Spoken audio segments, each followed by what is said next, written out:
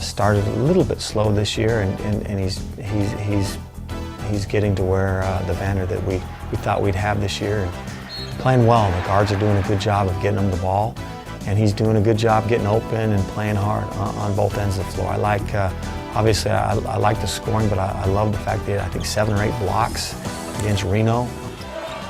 That's called dominating the paint, and that's what he did that night. And both nights he was a load, and he's going to help everybody get better if he continues playing like that.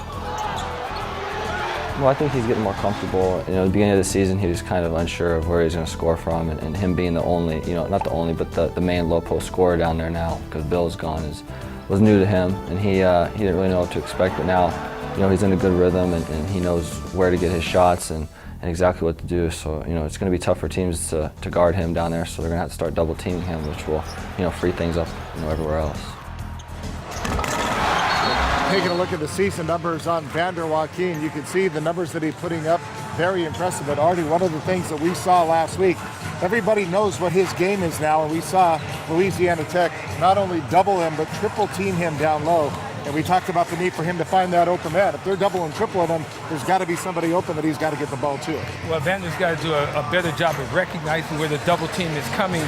But more importantly, he's going to have to battle in this game tonight against a couple really strong big guys from New Mexico State. They have some size inside. They have physical presence inside. It's not going to be an easy ball game. I think it's going to be Vander's greatest test of the season thus far to play against the bigs from New Mexico State. Now, the importance of this game for Hawaii, when you talk about their season goals, and they had some pretty lofty goals coming in. They started off, they picked up that first game in conference play. They went on the road. They beat Fresno State in overtime. And although they played valiantly, they lost at Reno and then, of course, Thursday night. So tonight, they got to regroup and refocus. We talked to them about maintaining their goal and keeping their eye on the prize.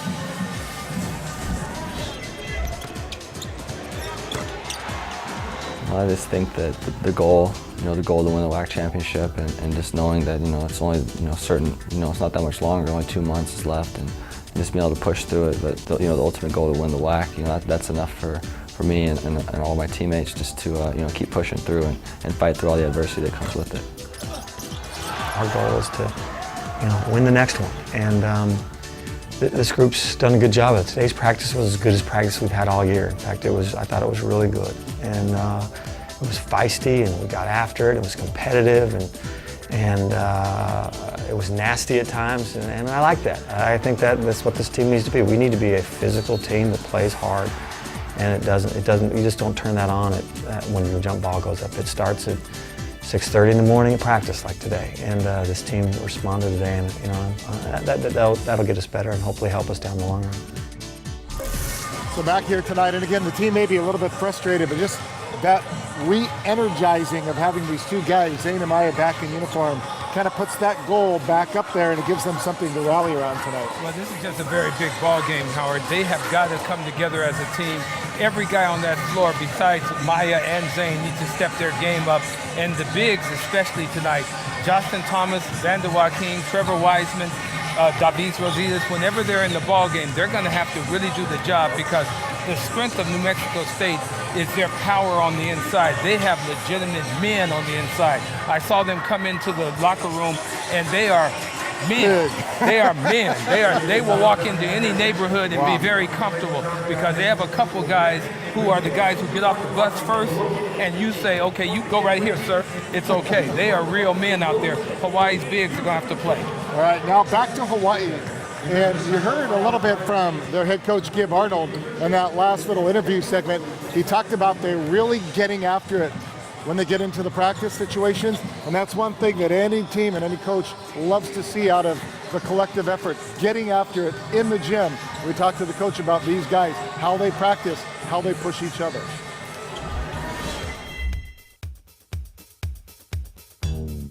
Competition's always high at practice, but now it's mainly you know, us 10 that play every game against the scout team, and you know, we're still competing out there against them, and you know, it's mainly on the defensive end. You know, who's going out there and who's getting stops defensively and shutting their man down. You know, there's a few guys that you know, obviously you got Vander and guys like Vander and Zane who have been real consistent, and and it'd be hard to get them out of the starting lineup. But still, they know that if they drop off, that'll change. I'm not opposed to that, and we kind of keep it that way for a reason. I like a little bit of I like competition every day, and I like these guys to be have to bring it every day. I just can't. You're either going forwards or backwards, and I hope we're going forwards.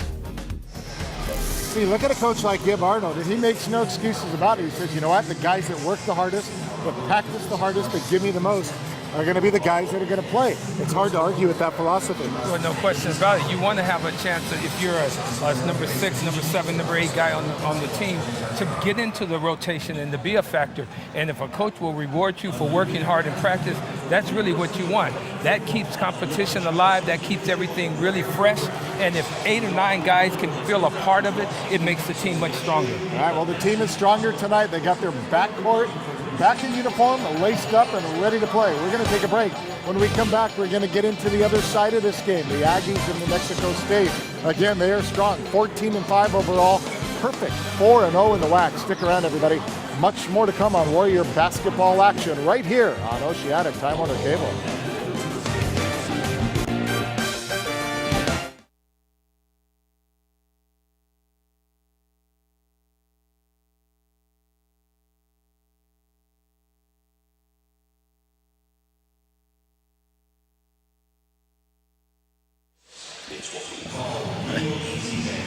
Hi, Dan. I can hear you all right. 10-6, and William McKine, 8 I got you. 10. That's 28-16.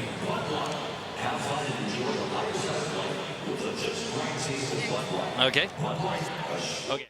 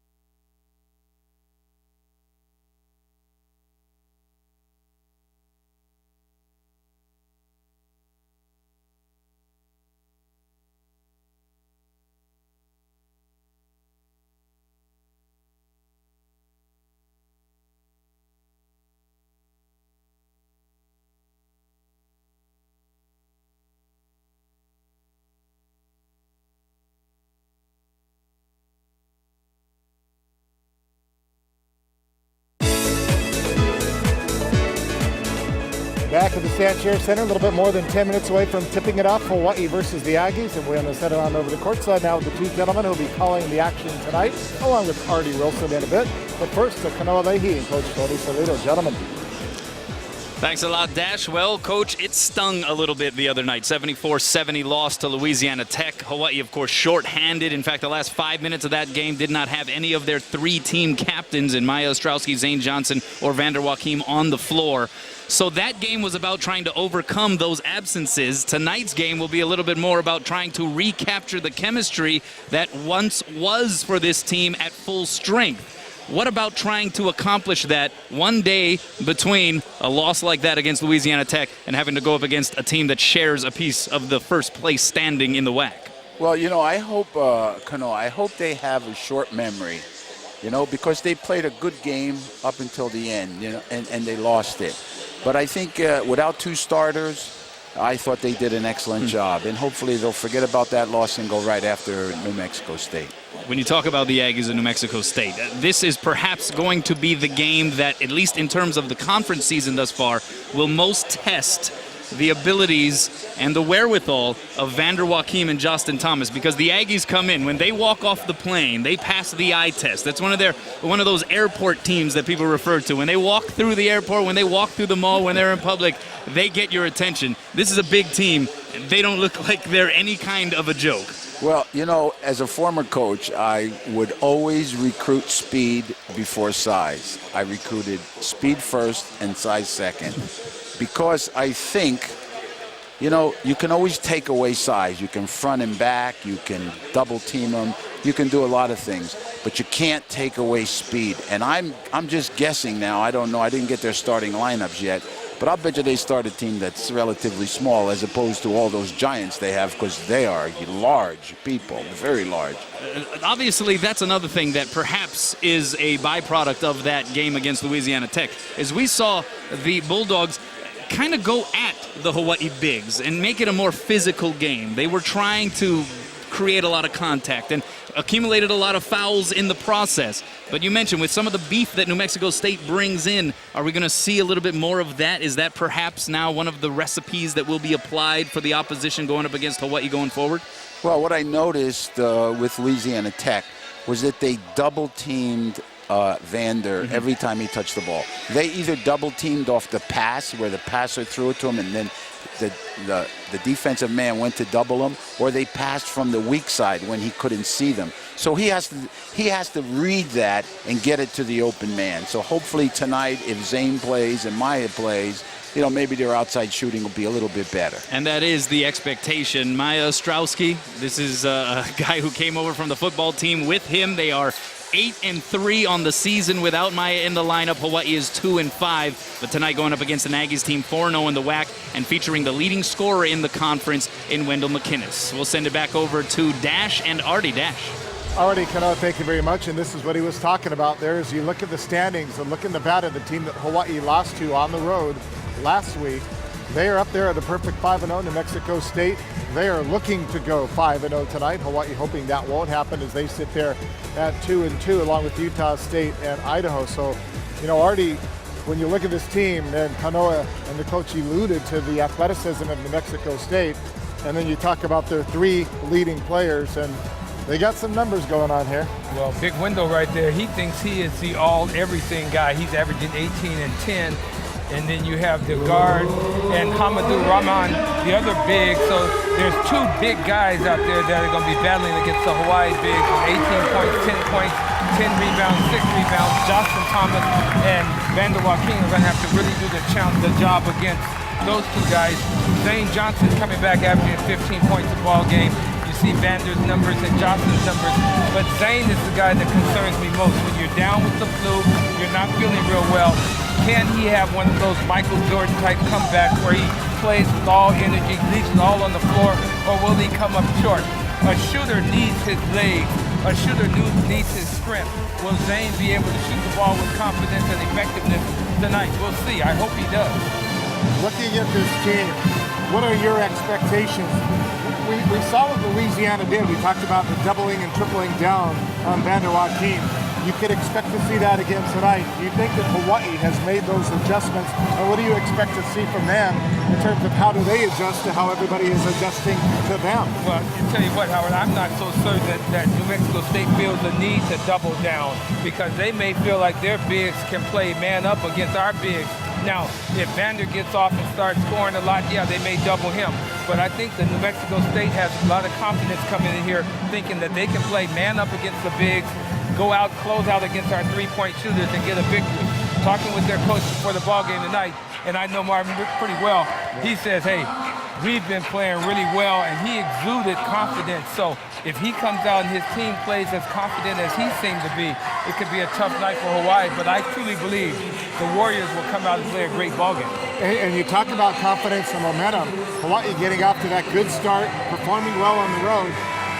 Losing two at home would be a pretty tough thing to get over, as they would have to go back on the road.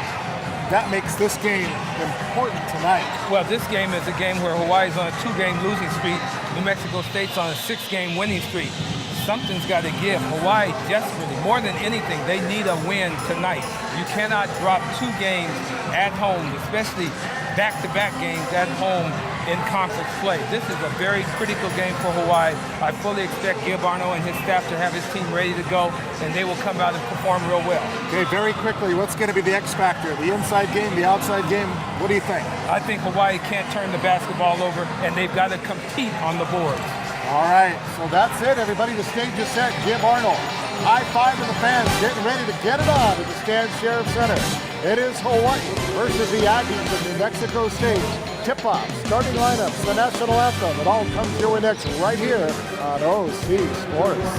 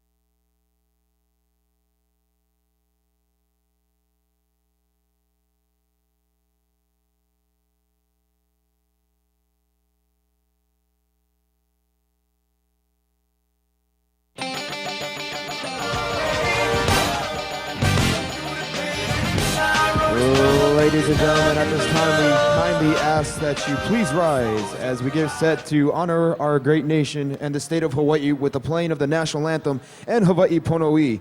Here joining us tonight singing both is Naleo Lani Chorus. They're celebrating their 37th anniversary this year and under the direction of Christine Wee.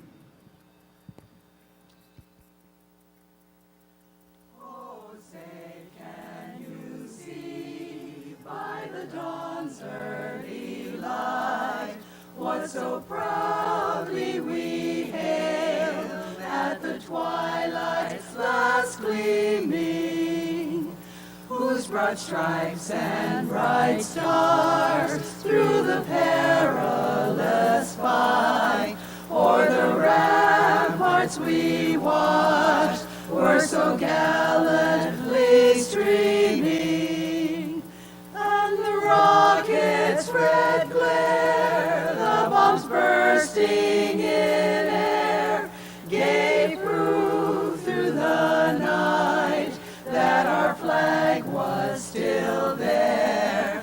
Oh, say does that star-spangled banner yet wave o'er the land of the free and the home of the brave.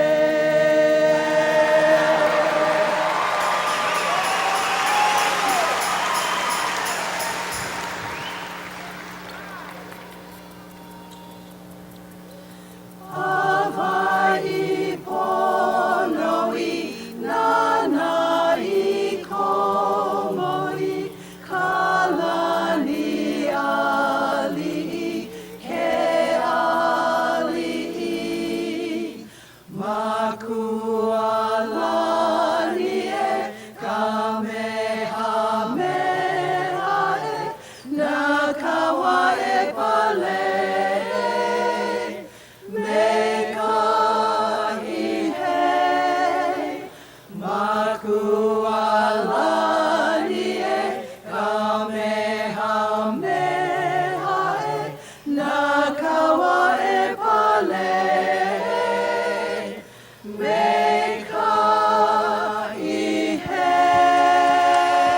Once again, ladies and gentlemen, Naleo Lani Chorus.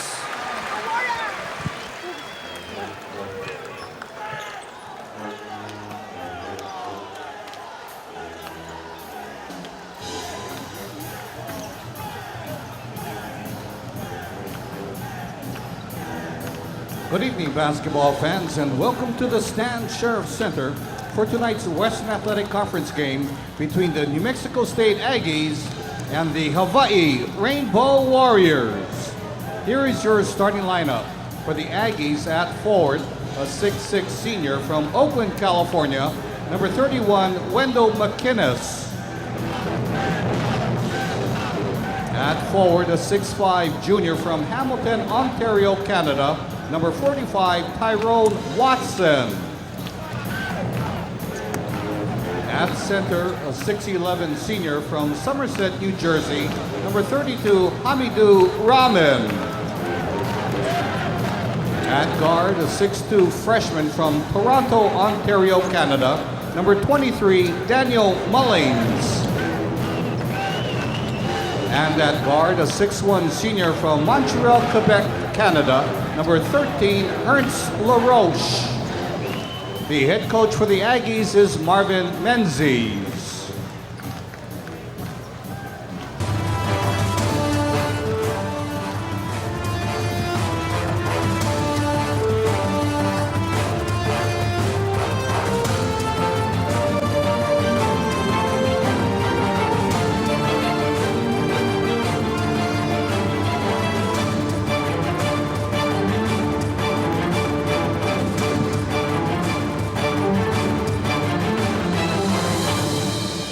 At forward, a 6'7" junior from Washington, D.C., number 5, Justin Thomas.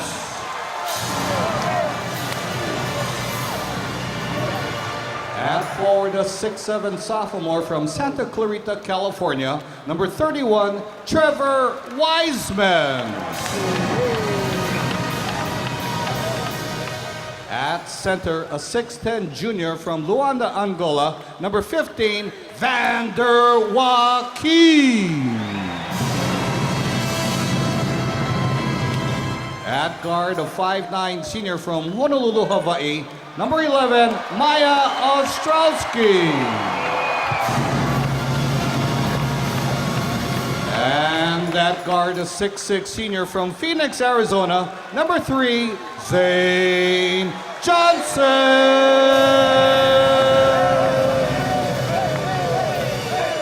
The head coach for the Rainbow Warriors is Gib Arnold.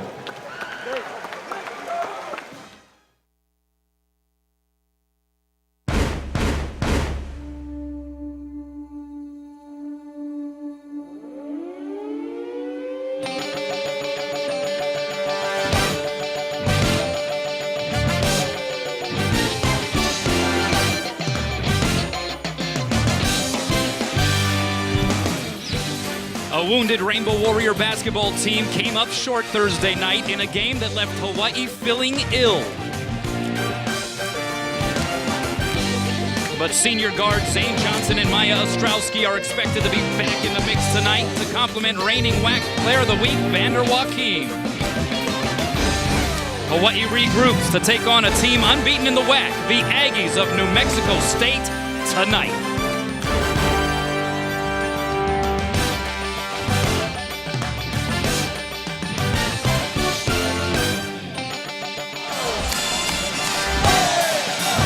Stan Sheriff Center, moments away from tip-off between Hawaii and New Mexico State, and the Hawaiians-held FCU starting lineup scrolling across the top of your screen. And Hawaii, at least in terms of its lineup of personnel, at full strength tonight.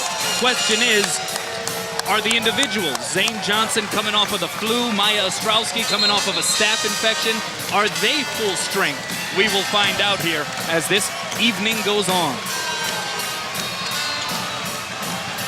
And we'll be able to find out, El Kanoa, as soon as they start playing. They'll either be okay or they won't be able to make it.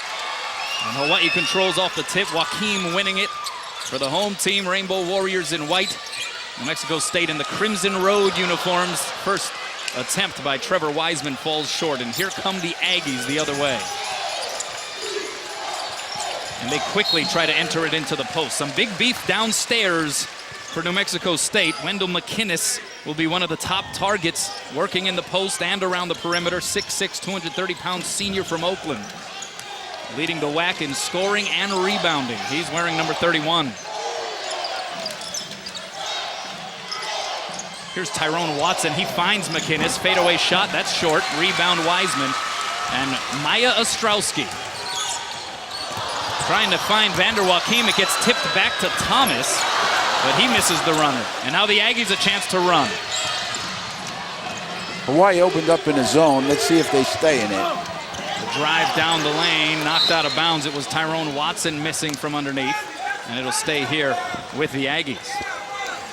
One of the things that you have to be aware of if you're the Rainbow Warriors is that New Mexico State is a physical team, and they want to go up and down the floor, but they will bang with you on the inside as well. There's a foul as Zane Johnosn got caught on springs on the pump fake by the freshman Daniel Mullings. So first personal foul for Zane Johnosn, who wasn't even at the arena the other night against Louisiana Tech, trying to fight the symptoms of the flu. Ernst LaRoche, good kick into the corner. Daniel Mullings' shot, though, clangs off the heel. Rebound Vander Joachim, and Maya Ostrowski again controls. Hawaii 8-3 with Maya Ostrowski in the lineup, 2-5 without him. And a whistle away from the basketball will go against the Aggies. It's going to go against Hamidou Rahman, 6'11", 245-pound senior from New Jersey. And I love this matchup with Vander Joachim and Hamidou Rahman, because both of them are big, both of them are pretty agile, and it'll be a nice challenge for Vander. Thomas rises up, mid-ranger, yes. He likes that distance, and he gets Hawaii on the board. Justin Thomas averaging 19 points and 5 rebounds in WAC play. In the lane, Thomas coming up with the block on the attempt by Mullings. The follow-up no good either, and here comes Johnosn leading the break. 1-on-3, can't finish. Rebound goes to McInnes, and the Aggies have the numbers the other way. Mullings can't find it on the lay-in, but a whistle on the rebound. They'll catch Hawaii with this one. It'll go against Vander Joachim. They look a little out of sorts, New Mexico State. They didn't start off with a burst. They've missed all their shots. They missed an easy layup right there, and they just don't seem to be into the flow yet. I hope they stay that way. New Mexico State coming in tops in the WAC in scoring at over 78 points per game. Also top in the conference in scoring margin, as their opponents are averaging under 70 per outing. Aggies coming in 4-0 in conference, 14-5 overall. They've won 6 straight. Hawaii trying to snap a 2-game losing streak.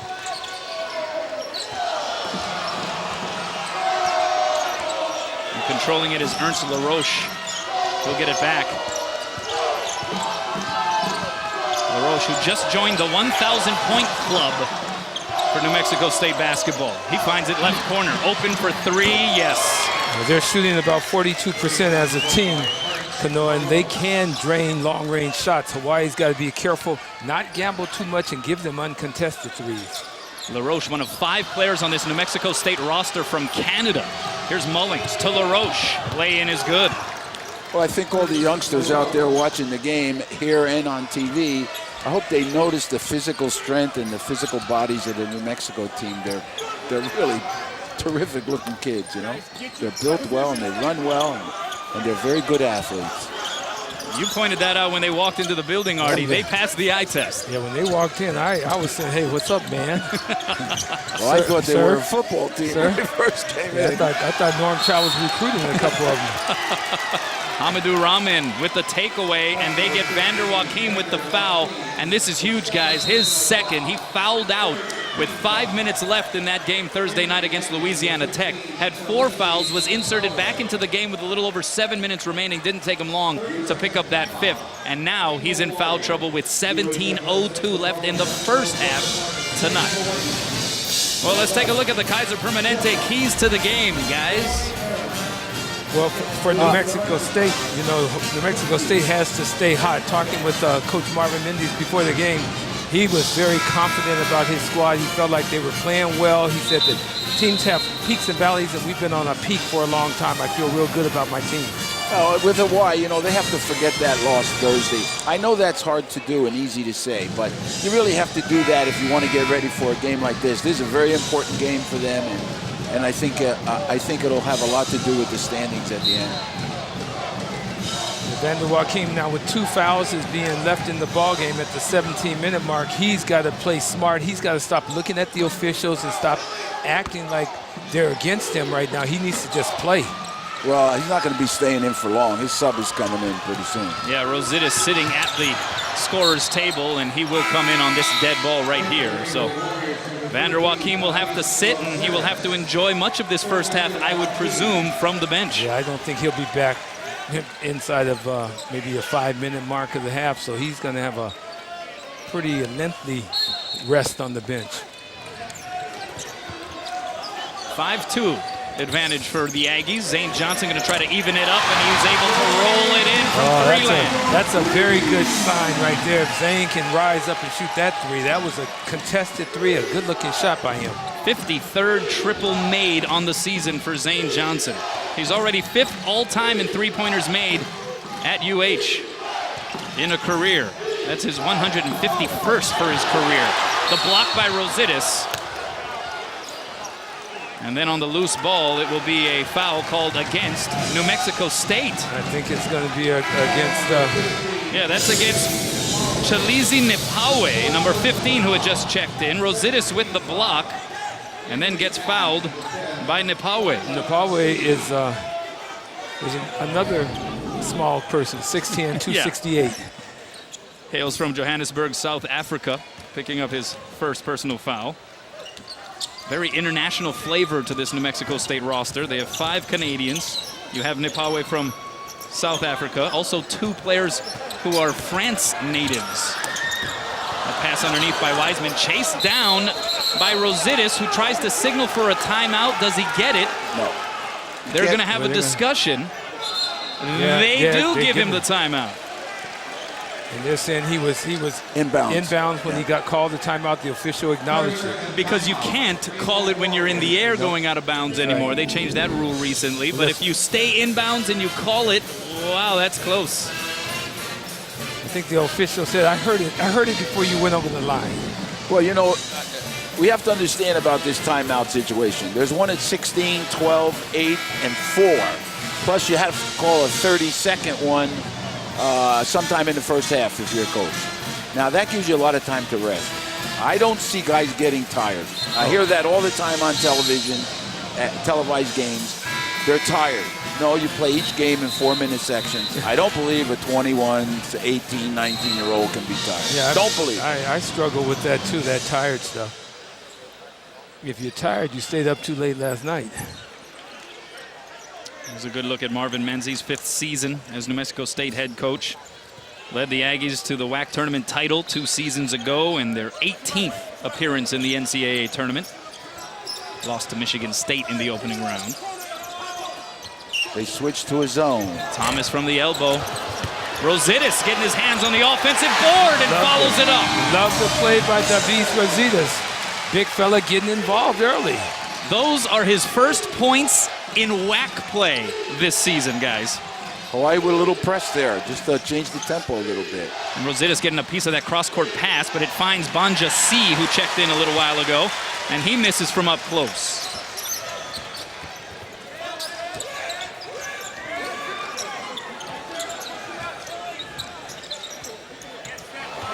And batted away, Wiseman able to chase it down, gets it back into the sure hands of Maya Ostrowski.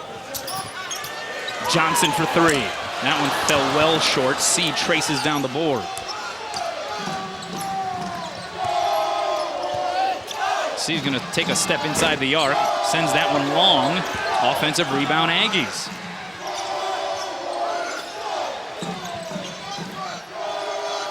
Here's McInnes. Back to C. He'll try a 3. He dialed up the second one real well, didn't he? He did. C for 3. Vanja C averaging 8.2 points per game. A 26% three-point shooter, and New Mexico State up 1. Well, he's a good-looking shooting 6'8" person. I'll tell you that. He shoots the ball really well for his size. Thomas underneath. Tried to muscle it up. No. The putback by Rositas. No. And that's exactly what happens when you have a lot of big men on the floor. You know, intimidation takes over once in a while. A lot of altered shots. Instead of going straight up, you get your shot altered, for sure. Pass underneath. Nepawe gets fouled by Rositas. And that can't happen right there. Defensively, you can't let a ball go inside and your bigs get the ball thrown right by him. 14:02 left in the first half. New Mexico State by a digit.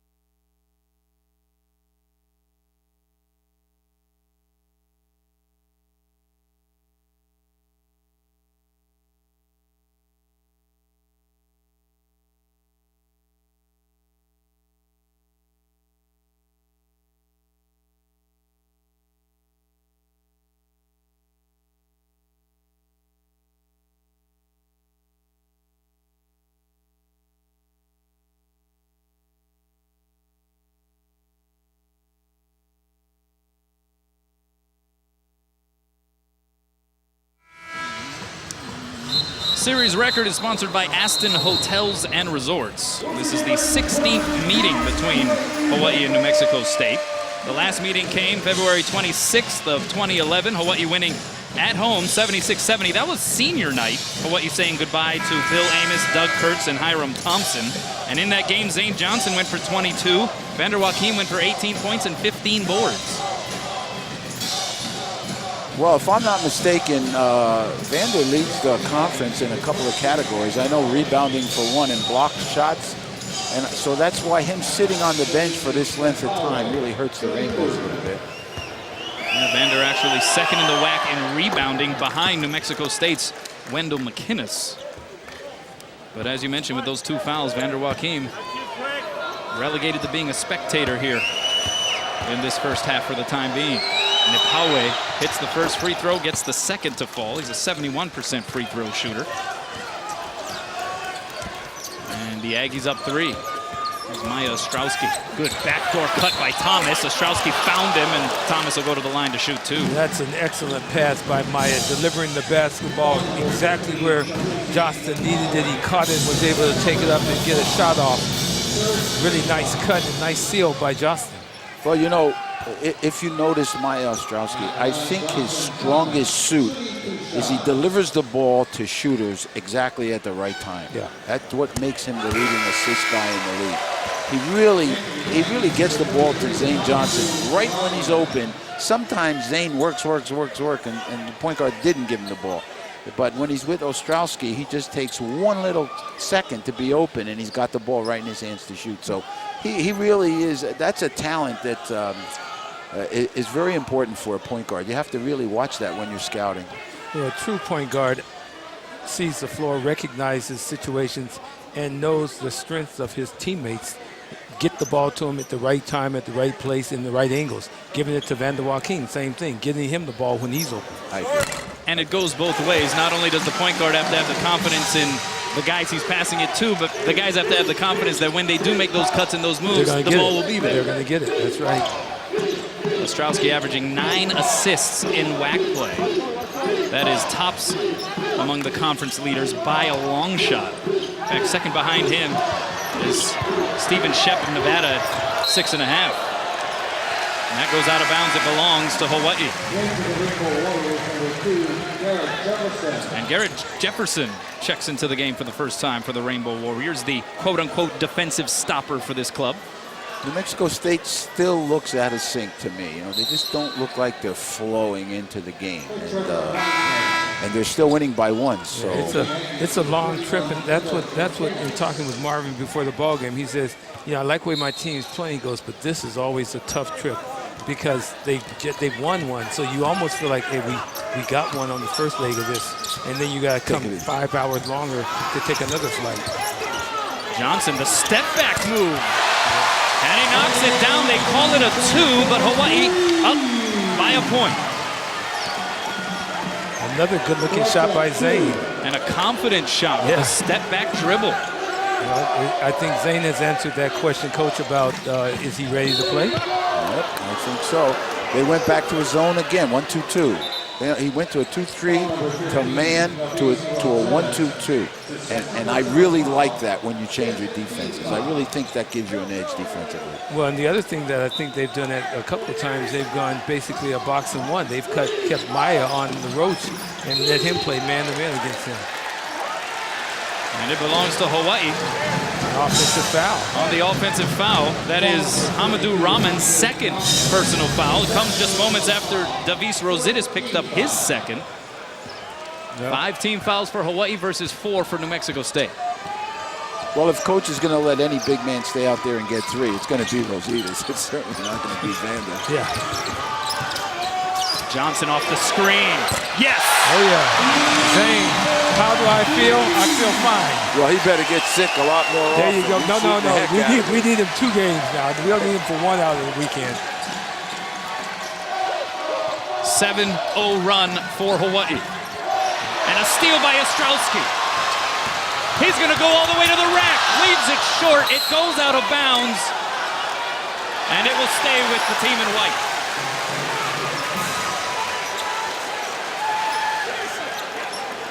Wow, let's watch this. Great steal by Maya, and he leaves it just a little short. He goes up, and it doesn't get much lift. And, wow, Zane Johnson put a little physical contact there. Huh? McInnes was none too happy about it either when he got up. McInnes is the one player on that team who exudes confidence. Thomas missed. Rositas tip no. McInnes the rebound. Aggies running. The lob to the rim. See! Oh. And Hawaii off the rebound. Garrett Jefferson got all the way to the iron, couldn't finish. It was a wild shot, and a foul on the rebound will go against Davis Rositas, his 3rd. So you're talking about Hawaii's 2 centers now with foul trouble. Rositas with 3, Vander Joachim with 2. Well, this lob was way up. And it was almost a completed play. Unbelievable that New Mexico throws lobs that high, and then Garrett Jefferson comes down and a little out of control and just loses the ball. Good pass underneath. Rahman, he wanted a foul, no call. Could have been Rositas' 4th had they whistled it. Johnson for 3. And a foul will go against Daniel Mullings on the rebound. That's his first. 11:44 left to go in the first half. You can feel it inside the Stan Sheriff Center.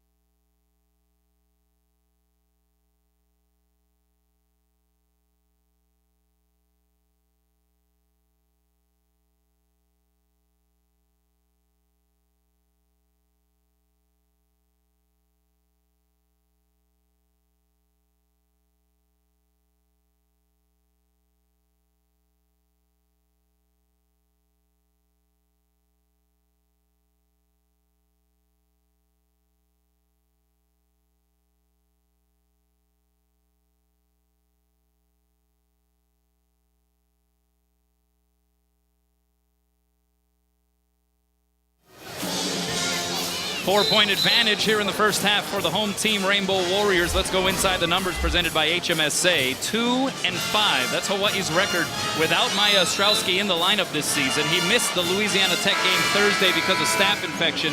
Joined the team 6 games into the season because, of course, he was playing as a slot back for the UH football team. But frankly, guys, they missed Maya certainly on Thursday night. No question. He's the spoon that stirs the coffee, buddy, I'm telling you. Wiseman. That was point-blank range. Couldn't find it. Now LaRoche, deep penetration. Underneath, Rahman gets fouled. Well, you know, that's why whenever you look at the NCAA championships at the end of the year, whenever you look at who's the leading scorer and the leading assist man, they're always guards because coaches recruit heavily in the guard area first. Without your guards, you're not going to go very far. You got to have good guards. I think that was shown last game when Hawaii did a very decent job, but without their starting guards, they weren't nearly as good. Meanwhile, Rosette is picking up his 4th foul. About 5 minutes playing time, 4 fouls. Rahman goes to the line and hits. Now, this is a New Mexico State team that is used to going to the free throw line. They've attempted 646 free throws coming into this game, and that is almost double what they have or what their opponents shoot at the free throw line. Well, the interesting thing about this ball game thus far, Wendell McInnes, who is coming in here averaging 18 and 10, has no points and 2 rebounds. So he hasn't even been a factor in the ball game. Hawaii changing up the defensive look almost every sequential trip down the floor. And I think they have to do that to stay alive. They really do. Here's Wiseman.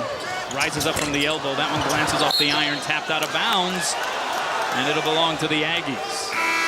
Justin Thomas coming back into the game, and he's going to replace Trevor Wiseman. So Gib Arnold with Vander Joachim sitting on the bench with 2 fouls, deciding that he has to leave Rosittis out there even though he's playing with 4. UH in a box and 1 defensive look. It's a miss from long range by McInnes. That last defensive possession, Garrett Jefferson was ISO'd on LaRoche. Somehow Hawaii gets the loose ball. The lead for Jefferson from Maya. Nice assist by Maya Ostrowski. Both teams hustling real hard for that play. And here it is again, guys. The box and 1 look. Garrett Jefferson ISO'd on Ernst LaRoche. Well, they figure LaRoche is the guy that gets things started for New Mexico State. Remember I said earlier that Ostrowski at one time was doing that.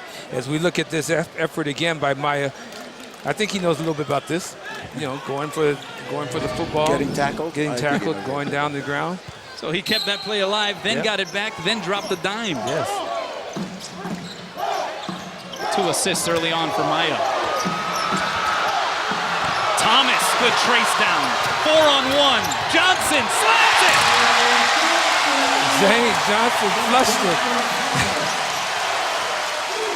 Who knew? Hey, Zane, I'm feeling fine. Don't worry about me. And it's passed out of bounds. It belongs to Hawaii. An 11-1 run for the Rainbow Warriors. All of a sudden, this New Mexico State team is looking like a team that has taken a few shots, a few punches. They just don't look in sync to me at all. Right from the opening tip, they're 3 for 17 from the floor. Are they blind or what? Or did that road trip take a toll on those young I think men? the jump shots were left on the plane, Coach. I mean, my goodness. Wow. Coach. They don't wear glasses, do they? Coach. They need to, I think. What's up with that? Zane Johnson is feeling in the groove. You can just see the explosiveness in that first step coming off of that screen. He draws the foul. Zane Johnson with 10 points, 2 of 4 from 3-land, and a 2-handed cram moments ago. Hey, what was in that IV that they gave today? I don't know, but Zane is definitely a player who reacts to a good start. Yeah. You know, the better he starts, the better he plays. Zane, if he comes on the floor, the first shot he shoots, it goes in. Zane feels He's great. off and running. He feels great. Definitely. Meanwhile, 3 fouls now for Nepawe of New Mexico State. He'll have a seat. And Ronaldo Dixon will come in for the first time. 6'10" sophomore from Toronto. And Zane goes 2 for 2 from the line on that trip. What a difference a couple of guys can make. Hawaii up 9, under 10 to go in the first half. No question.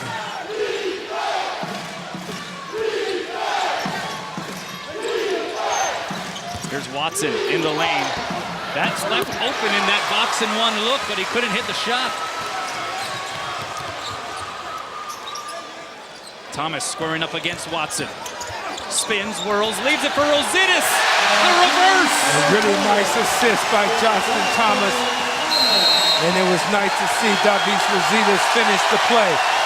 Yeah, you can get guys involved. As a player, you up there pumping your chest. This is time to get the crowd involved. The crowd is involved. Hawaii with 9:27 left in the first half have New Mexico State doubled up. I just like the fact that Johnosn did that little spin move and gave it up to his teammate, and then he's saying, let me pump up everybody in here. Well, you know, when I walked in, I looked up, and on the second deck was Coach Arnold, and I waved to him, and he said, don't worry, we'll get him tonight. And I guess he knew what he was talking about, because it's 22-11, and any time as a coach, I don't care. I don't care. When you're down by 11 points, you are not happy and you are concerned. So I know there's a little concern on the New Mexico State bench. Obviously a good start for Hawaii, and that was a question. How would they come out? How would they come out the gate? A lot of basketball to be played here the rest of this evening, but a 22-11 start here. It's a good start. For the Rainbow Warriors. 15-1 run. See, once again, you see Garrett Jefferson trying to keep the ball out of LaRoche's hands. And see, now offensively, things go from him. They start with him. Without him, other people look lost. Mullings had the double clutch. Too much traffic in the way. Couldn't follow through on the lay-in. Now Ostrowski. That bullet pass sails out of bounds. It was deflected out, and it'll stay right here.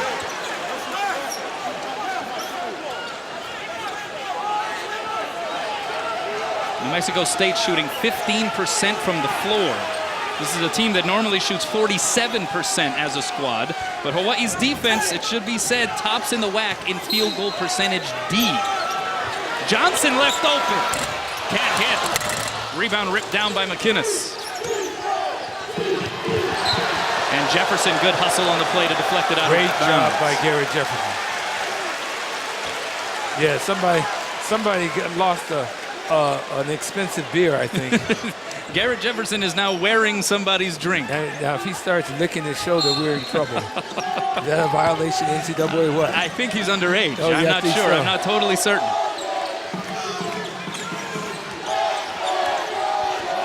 And here is LaRoche being guarded by Jefferson.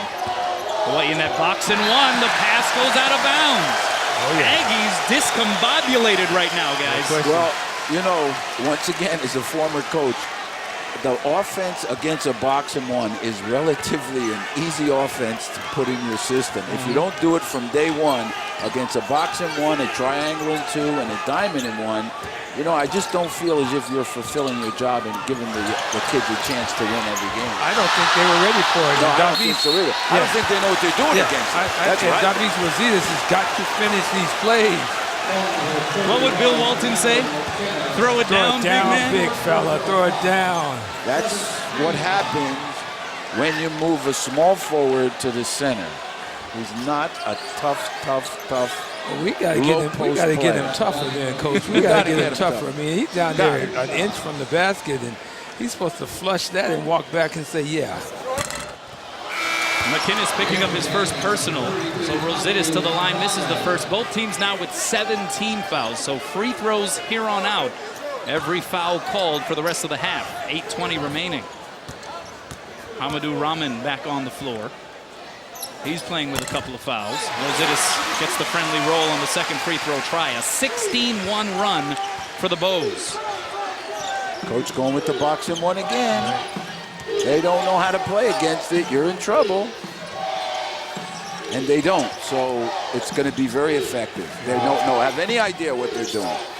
There's Mullings. Hands it off to Watson. No. Trying to get it to McInnes. It goes off the fingertips of Thomas and out of bounds. Yeah, they're having some problems figuring out the angles here. You know, it's like they haven't seen it before. It's like they're not sure what to do with it. Coach, go over there and help them. Go help them right now.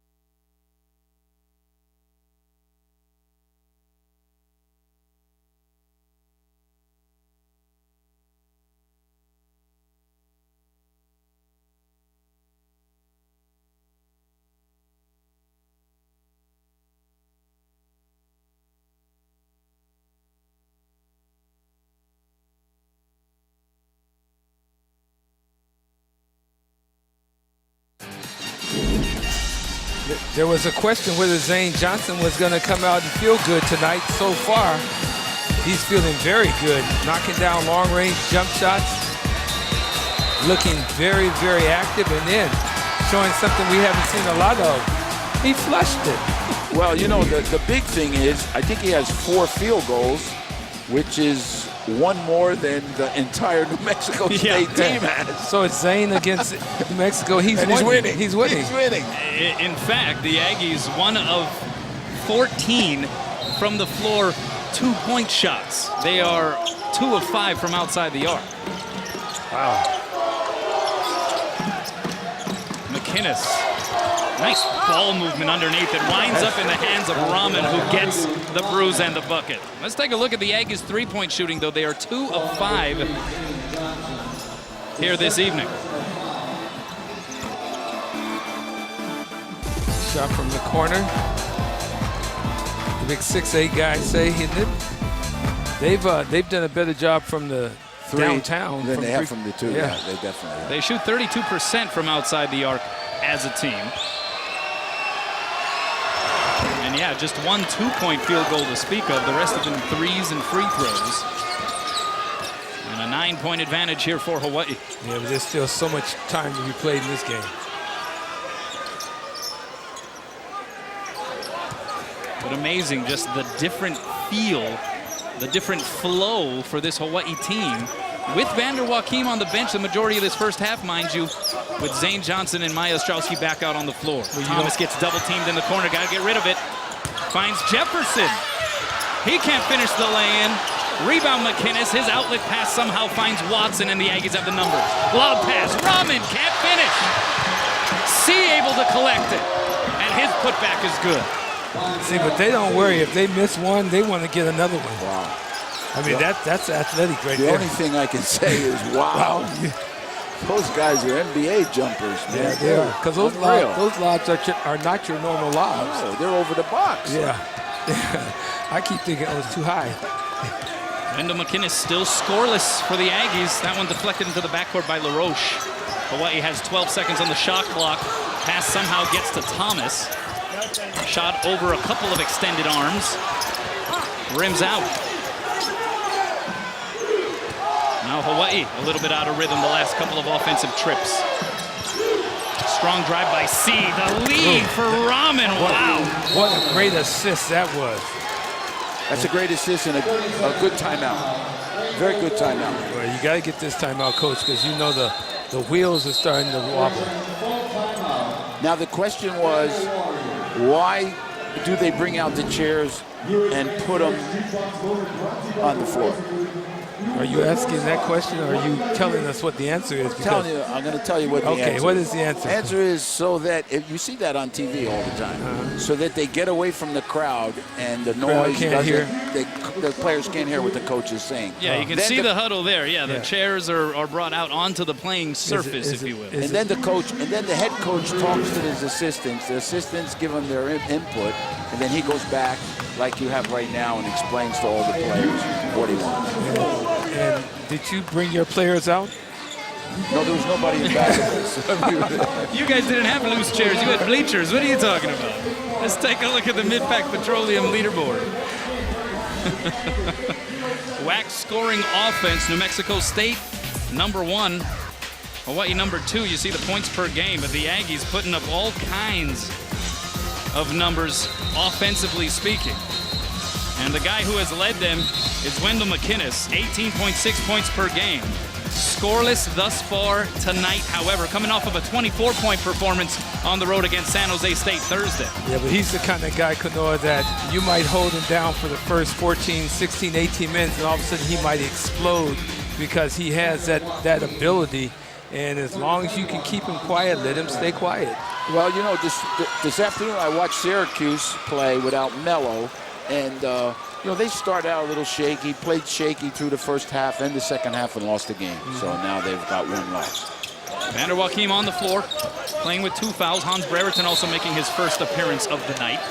And the pass goes out of bounds. It will stay with Hawaii. Now, here's a thing that we'll have to find out. Has Vander learned how to play now and play under control and not pick up silly fouls, because he doesn't need to pick that third up right away.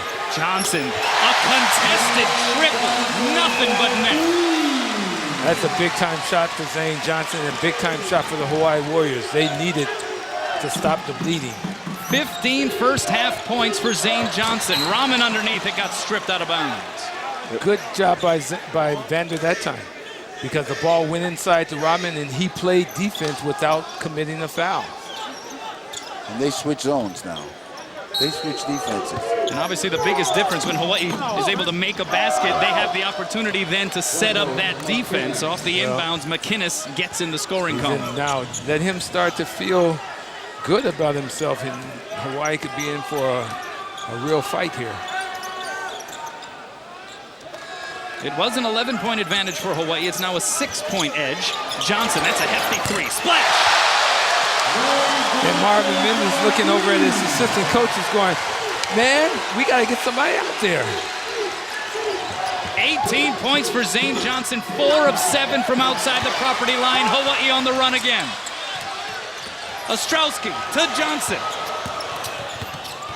Tried to get it to Joaquim, gathered himself, missed from up close. And a tie-up is called. Possession arrow belongs to the Crimson and White. Wow, I like the fact that Zane Johnosn was able to give the ball up to Vander on that play. Too bad Vander didn't finish it, but Zane having the ability not just to shoot that ball, but to take it and give it off. What is that line that Bill Walton would say? Throw it down, big fella, throw it down. Shaquille Stokes making his way on the floor. There was the pass by Zane Johnosn. So Stokes coming in for the first time. Joaquim will take another trip to the bench. Rositas back out there playing with 4 fouls, about 5 minutes remaining here in the first half. I think Coach Gib Arnold is saying, and would you agree, Coach, I want Vander for the second half. Well, either that or he's a little disappointed in his play.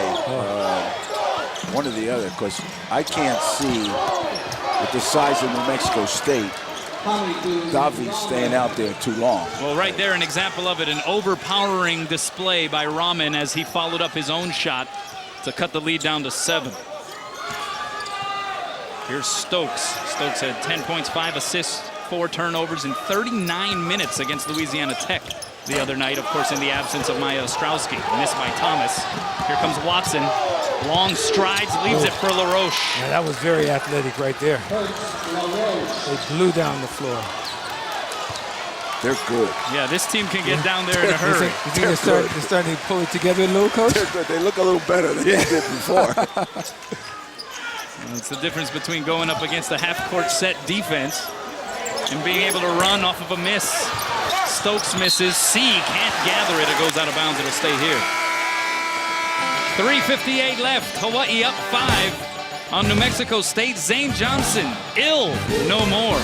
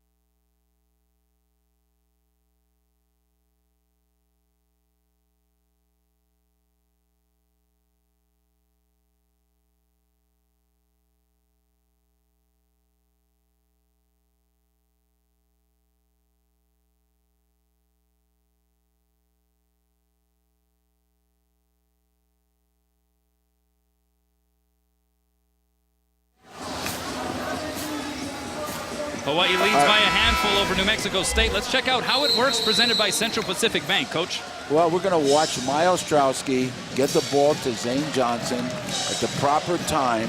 And Zane Johnston, running the out-of-bound play, is going to make a terrific shot with a man in his face right there.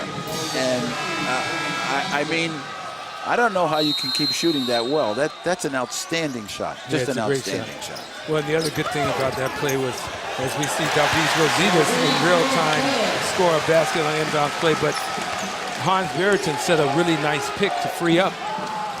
And Stokes got him the ball. You know, that's terrific. So a 7-point advantage for Hawaii. Here's C, good pump fake. Got Rositas out of the way. Leaves it for Raman, the hammer.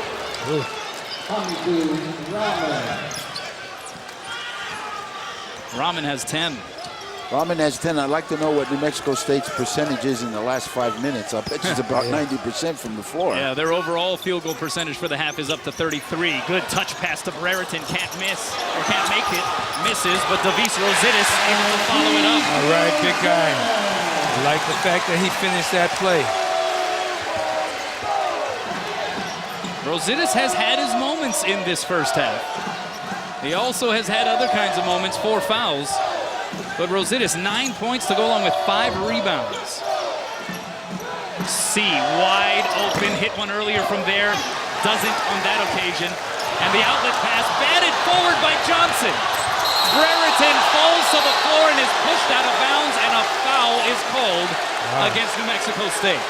That was almost one of those excuse me fouls, because he was actually trying to help him. I thought he was going to. He wasn't trying to. He didn't foul him when he was down. I thought he was trying to help. Yeah, he tried to pull him, and maybe his left hand was on the jersey. The Hawaii coaches are looking for an intentional foul.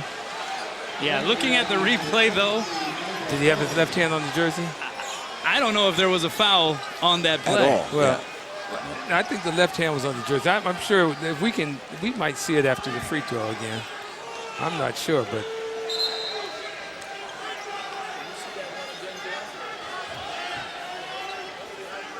So Hans Brereton will go to the free throw line. Let's take a look. Okay, watch his left hand on the jersey on the back. That's not much of a foul. Boo. Oh my gosh, coach. They're gonna get technical on you over here. Watch out now. I've had a few of those. Maybe a little athletic justice. They say the ball doesn't lie. Huh? Yeah. Hawaii by 7. Here's McInnes. He's been quiet. But as you mentioned, Artie, he can erupt at any moment. Leaves it for Mullings. That double clutch, no. The follow-up C falls short, but there is the big fella. Hamadou Raman again. He has 12. They're 7 to 12. Yeah. They're 7 to 12 in the last few minutes. Well, there's something to be said about the guys in that dark-colored jersey. They're banging the glass right now. Boy. Again, Vander Joachim relegated to the bench here for Hawaii the majority of this first half with those 2 early fouls. Gib Arnold deciding just to save him for the second half. Yeah, Hawaii's just trying to survive this next 2 minutes and 3 seconds. And they're going to say that this one was deflected out, so a reversal of the initial call. Banja C got a piece of that entry pass by Zane Johnson. Well, Marvin Menzies, 5th season atop the program. His reputation is that of an exceptional recruiter. He coached at Louisville under Rick Pitino. He has that experience of going overseas, certainly, of going to all of the corners of the country to bring in players. He's extremely personable and really an easy guy to talk to. He's real open with his conversation about his team and stuff. That's what you said, yeah. That's nice, though. You know, I think that when you get that kind of feeling from a coach, you know, he usually is a good recruiter. Well, and you have to be really for this job because there's only one player on the roster that hails from New Mexico. This is a team that Menzies has gone out of state to put together as the inbounds pass goes off of Thomas and out of bounds. Well, I don't know anything about New Mexico basketball, but he certainly has gone all over the globe to get players. Yeah, he is. Cross-court pass, good cut underneath and a foul as Mullings got hacked by Wiseman. Oh, make that Rositas. Wiseman took a swing too. They'll pick up Rositas for the foul, and he's out of there, guys. That's his 5th foul. So Davis Rositas Fouled out in the first half, getting a standing O from the fans here. Yeah, the fans appreciate his contribution. 14 minutes, 9 points, 5 rebounds, 5 fouls for Davis Rositas. Have you ever had a player foul out in the first half, Coach? No. Have you ever had a player foul out in the first half and receive a standing ovation from the crowd? No, but I'll tell you one thing right now. The people of Hawaii are, in the next couple of years, are definitely going to appreciate that young man. I think he has great potential. I think he has a great upside too, but he's got to do some work in the offseason.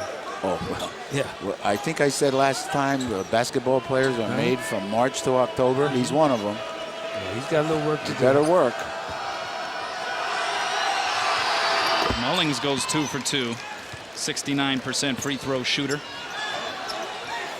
Just a freshman on this roster. Big possession right here for Hawaii. Big possession. They lead by 3, under 2 minutes to go here in the first half. And yeah, that pendulum of momentum has swung in the direction of the Aggies. There's a strip by LaRoche. Ball rotates to C. Wiseman walks away from him, and C tears to the hoop and pounds it. My goodness. Things have changed a bit. My goodness. That was ferocious. And Hawaii in a bit of disarray. Ostrowski to Thomas. Good pump fake. Up and one. I like the assist by Maya Ostrowski. I like the pump face by Johnosn Thomas. Great job. A moment ago, C watches Wiseman turns his head and C just flushes, and then Maya comes back and throws a nice assist to Johnosn Thomas, who waits, very patient, gets the body contact, and one. That gave Artie the bitter beer face that Banja Yeah. C dunked. Yeah, ooh, that was. and if you notice, C is guarding Zane Johnson now, and I think his height, and he has great length in his arms. I think that's bothering him a little bit because he's playing good defense on Zane. He's long. He's extremely long, very long. What do you guys think about the decision to just go ahead and leave Rositas out on the floor? Vander Joachim picking up those early 2 fouls. They decided to go ahead and ride Rositas, who put together a pretty decent first half, but he's no longer available. Your thoughts on that? My thought is, Coach has to make a choice. He's either going to use Vander or he's going to use Rositas, and he already knows from practice every day, the last couple of months, he can afford to lose Rositas, but he can't afford to lose Vander, so he leaves him in. Yeah, I like the decision there to leave Rositas in the ballgame. I just wish Davis had played with a little more confidence and not picked up. I mean, it's hard to pick up 5 fouls in one half. No, but I'll tell you what, though, in defense of Dave, it's easy to pick up 5 fouls against New Mexico State. They are some large people. I mean, my goodness, they're all over. You know the other thing I really noticed, I wish people would watch for this, when they break, they always have an advantage. Yeah. They don't take advantage of it very well, but they got an advantage in numbers. And everybody runs down, too. Now, you mentioned the size for the Aggies. There's a player on their roster redshirting this year as Thomas knocks down the free throw. So a 4-point advantage now for Hawaii. Sim Bular, he hails from Toronto, Ontario. 7'5" freshman, 360 pounds as Tyrone Watson is able to find it off of the spin move. But how about that, guys? 7'5", 360. I've never seen a 7'5" guy except on TV wrestling. Manu Bo. I tell you what, New Mexico is very aware that Hawaii does not have any of their bigs on the inside. All they're doing is taking it to the basket. Raritan hits the 3. Hawaii back up 5. C quickly the other way for the Aggies. Power dribble by Mullings. See, everything they're doing is going to the basket right now. He misses, though, and here's Ostrowski with the numbers. Thomas, and one. Great assist once again by Maya Ostrowski coming down the floor.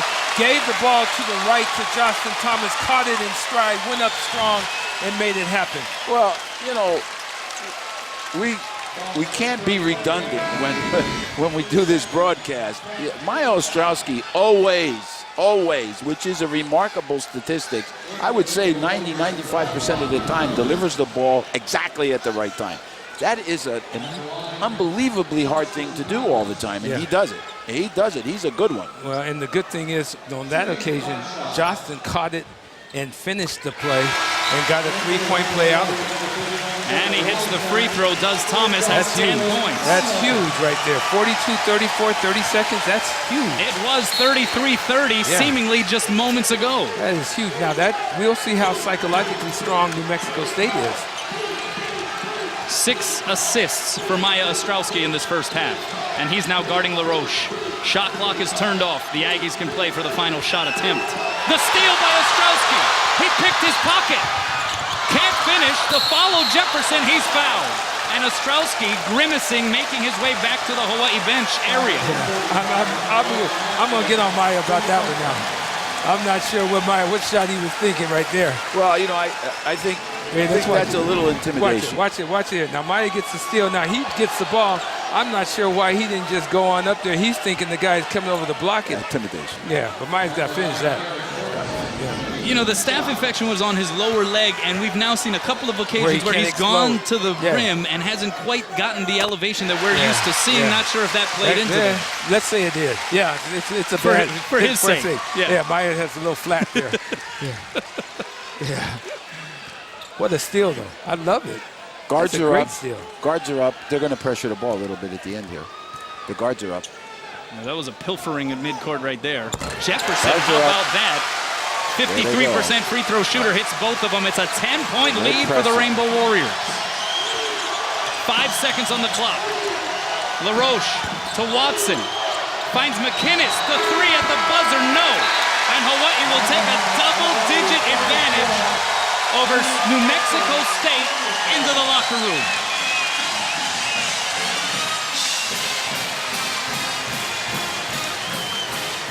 18 points for Zane Johnson, 10 points for Justin Thomas, 6 assists for Maya Ostrowski. Hawaii ends the half on an 8-0 run. Let's send it over to Howard Deshefsky. Dan.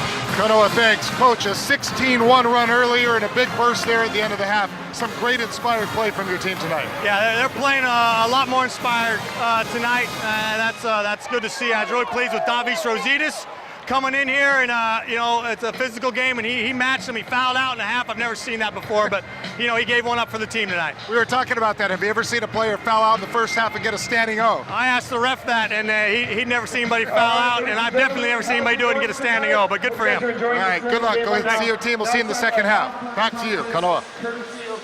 Yeah, that was unique. A player fouling out in the first half of a basketball game, receiving a standing ovation from the fans.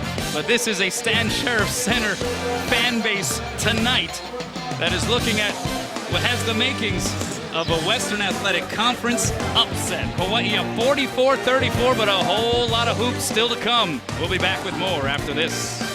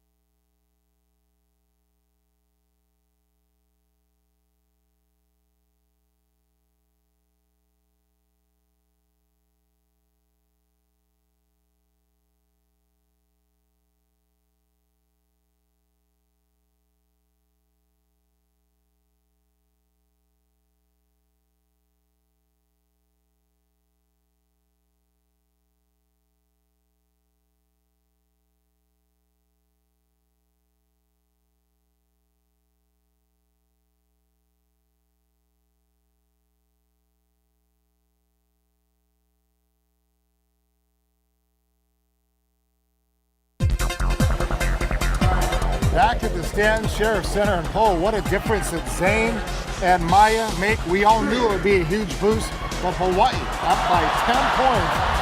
And this is a big game because if we look at scores around the WAC, San Jose State following to Louisiana Tech. It was Nevada. They were a perfect 5-0. They take care of Fresno State. And then Idaho beating Utah State at home. That's a pretty big game. So look at the standings. You see Nevada and New Mexico State.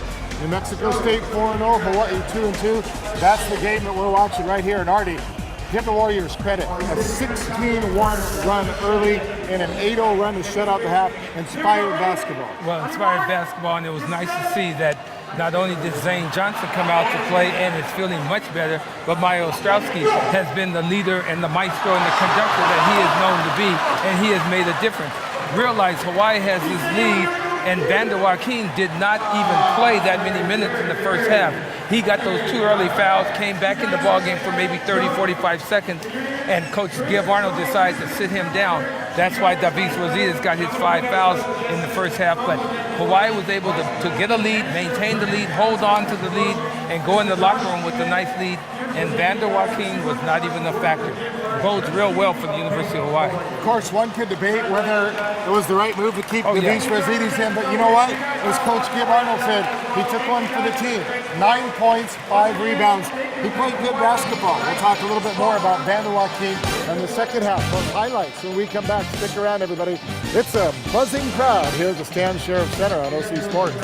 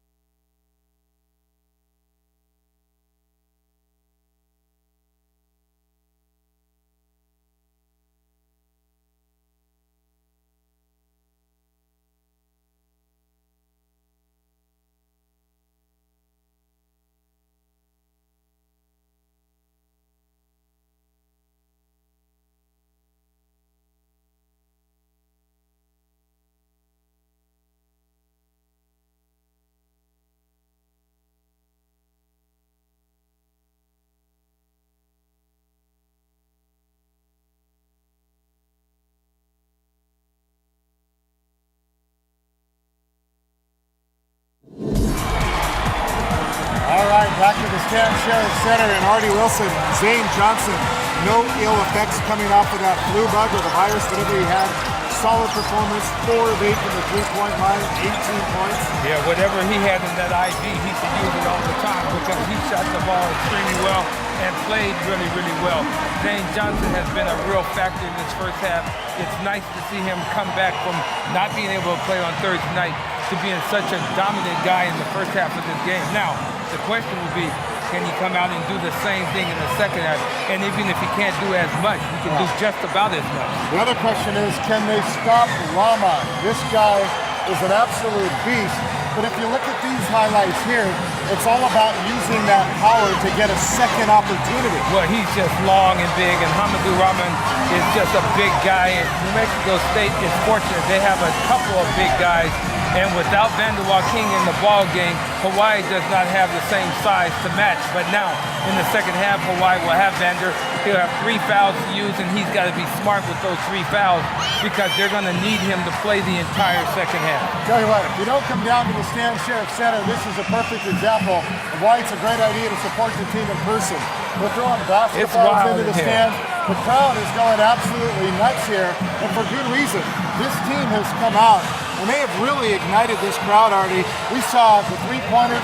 We should also mention Zane Johnosn with the slam dunk. Yeah, he flushed one. Who thought Zane could shoot the ball? I could flush one. He flushed one. But you're right, Howard. The crowd here at the Stan Sheriff Arena is electric. They're going to need to be electric in the second half because I think that New Mexico State is going to pick it up in the second half. Yeah. New Mexico State is going to come out and play at a higher level, and Hawaii is going to need this crowd to get involved because this could be the 6th man. All right, well, we got Vander Joaquin does the University of Hawaii Warrior basketball team. Artie, you can head on back over to the table. We're going to take a timeout. When we come back, we will rejoin Kanoa Leahy, Tony Salido, and my partner Artie. Second half of University of Hawaii Warrior basketball on OC Sports. Coming your way next.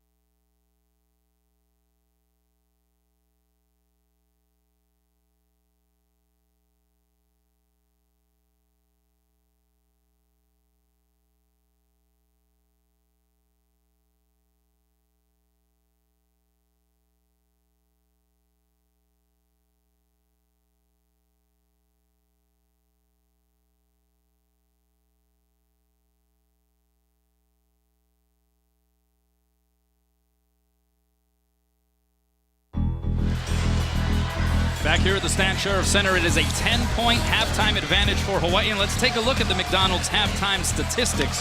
3-point field goals. Much of that is Zane Johnosn. He's 4 of 7 from outside the arc for Hawaii. They're 5 of 9 as a team. The assists to turnovers, that's something to pay attention to from the Hawaii standpoint. 11 assists versus 5 turnovers tonight with Maya Ostrowski back in the lineup. In the loss Thursday against Louisiana Tech, Hawaii had 13 assists, 17 turnovers without Maya Ostrowski. He just makes that much of a difference, doesn't he, guys? Well, you know, every time you get stats, and when you see the assist-to-basket ratio, it's extremely important because the more assists you have, the more it means you've passed the ball around and more people have touched the ball and they have a better chance of getting open. And definitely it's due to him.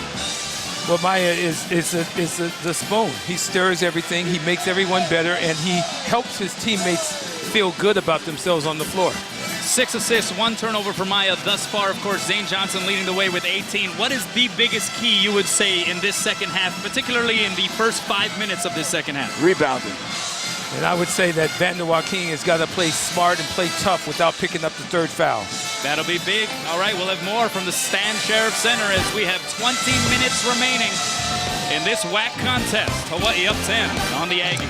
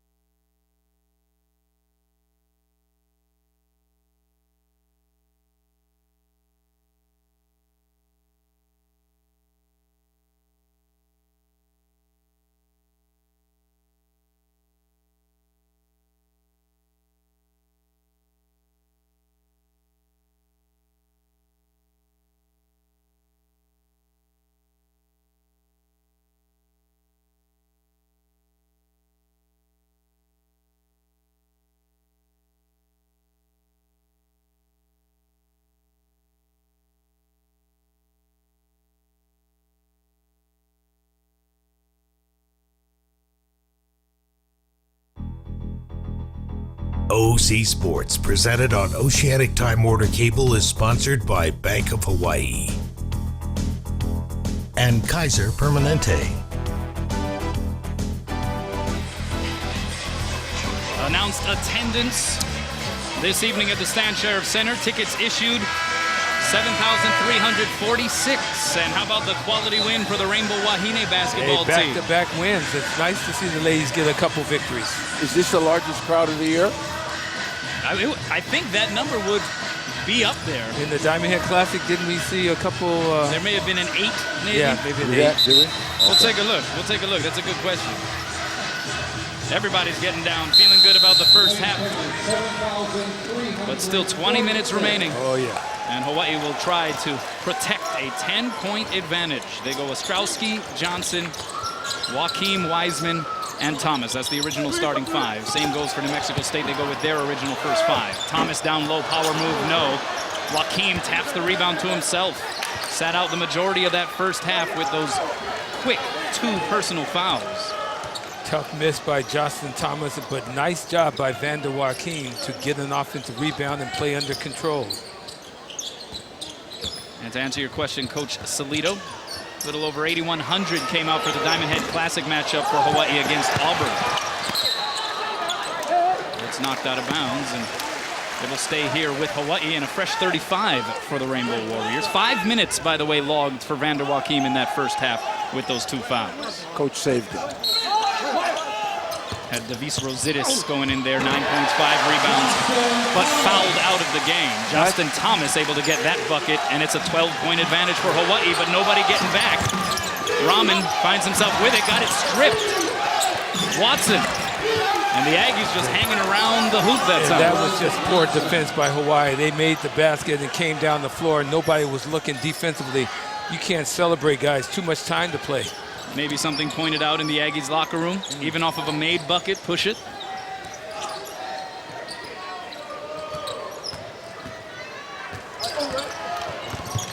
That pass goes off of somebody's foot and out of bounds. They'll say it was Thomas's foot. So it belongs to New Mexico State.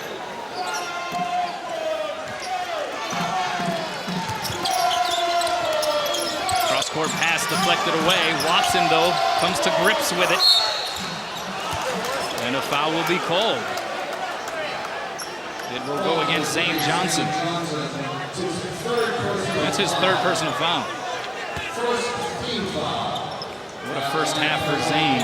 18 points, was 4 of 7 from 3 land. Coming off of the flu. That's why he sat out of that loss against Louisiana Tech Thursday. ISU coach, Zane Johnson just picked up his 3rd. Would it have been better for Zane to have 3 or Vander to have 3? No, that's a tough question. Yeah. That's a tough question. They're both good offensively. I trust Zane a little bit more not to pick up a foul because he'll not play on certain plays because he knows he's needed to shoot the ball. I agree with that. As for foul trouble on the Aggies side, Vanja C has none. Nepawe the only one with 3. So they're doing okay in that regard. Rahman led the way with 12 points for New Mexico State in that first half. Good feed from up top, down low to Wiseman, courtesy Maya Ostrowski. Well, good feed and good assist. And once again, Hawaii, the Rainbow Warriors have got to stop celebrating made baskets. That's the 2nd or 3rd time in this second half we've seen them come down the floor defensively slow. That's unforgivable. That's unforgivable. Freebie dunk for Daniel Mullings. It's back to an 8-point advantage for Hawaii. And a whistle away from the ball, and it's going to go against Trevor Wiseman. That's his first. New Mexico State takes over, and yeah, certainly a more lethargic start to the second half than what we saw to close the first half from Hawaii. Well, coach was yelling from the bench, get back on defense. He was really yelling. Mullings leaves it for Rahman. He has 14 now and showing the power underneath. There are leaks on the inside right now, wouldn't you say? Well, those baskets seem to be coming quite easy, and I don't think that that's a good sign.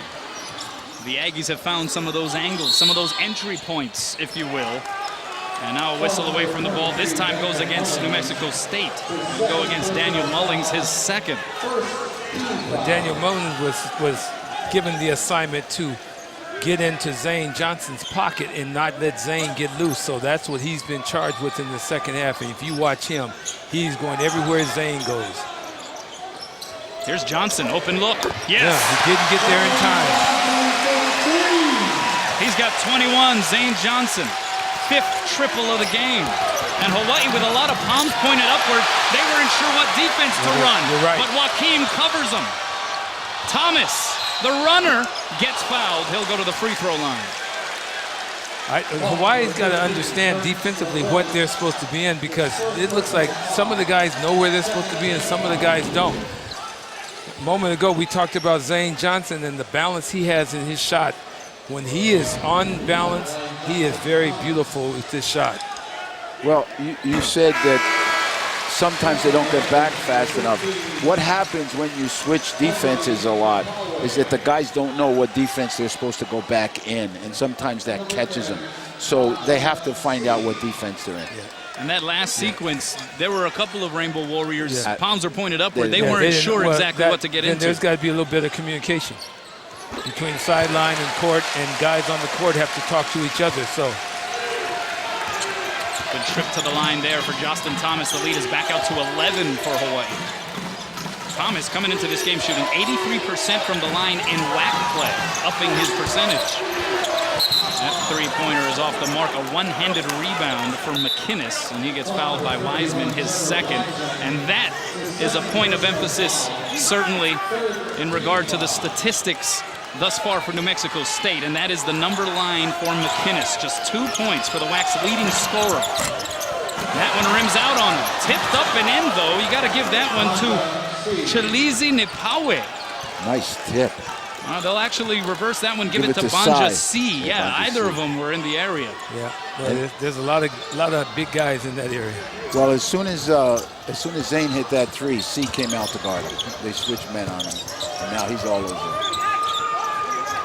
And he's long and athletic. Man, what a beautiful athlete he looks like. Thomas goes cross court to Ostrowski. He'll try a three.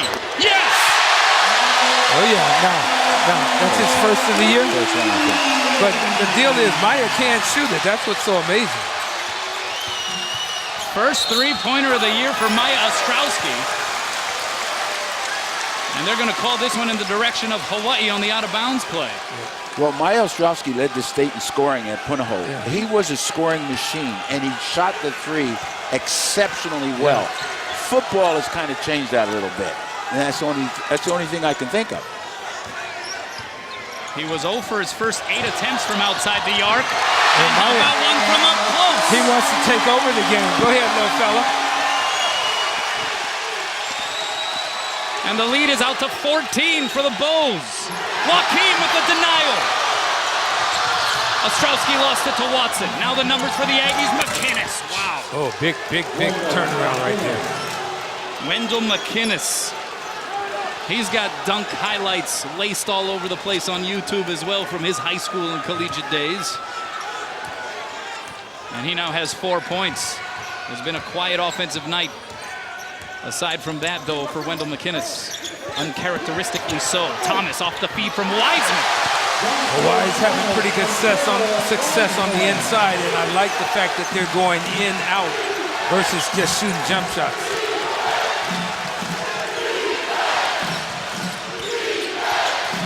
Crowd chants, here's C. Good feed underneath.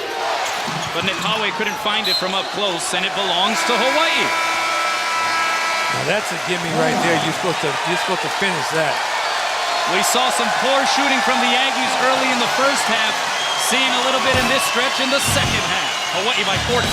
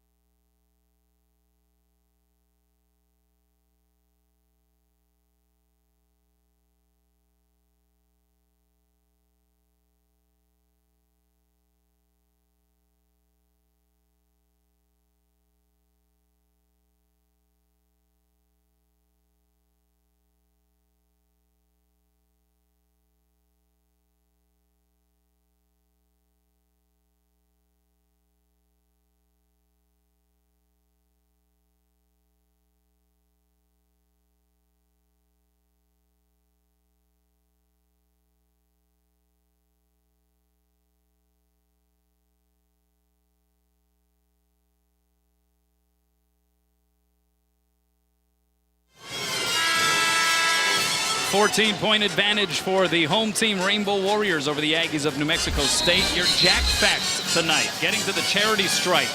New Mexico State does it, and how. They've attempted 646 free throws coming into this game. That's 34 per outing. Compared to their opponents, just 376 coming in. How about the differential there? I mean, that is the result of being a team with size and aggressiveness underneath. Yeah, you know, I'm amazed. I'm amazed at their performance tonight. It's just so erratic. I mean, just the presence of Zane Johnson and Maya Ostrowski seems to have rattled them, and Ostrowski and Johnson have taken over the game assist-wise and scoring-wise. You saw the free throw numbers for tonight's game right there. 8 of 9 the Aggies are. Hawaii 11 of 13 so far. Well, the other guy, you know, Kanoa, who I think has really done a nice job for Hawaii is Johnosn Thomas with 16.7 rebounds. He's played really well and done a nice job on the inside of being a big guy that's making a difference. Yeah, Johnosn Thomas has been incredible in WAC play. In fact, going back to the Hawaiian Airlines Diamond Head Classic for Hawaii. Johnson, speaking of incredible. What a great pick. What a great pick that was. Excellent execution out of that offensive set. 24 for Big Z. 6 of 10 from three-land. Pass underneath. Nipawe gets hammered.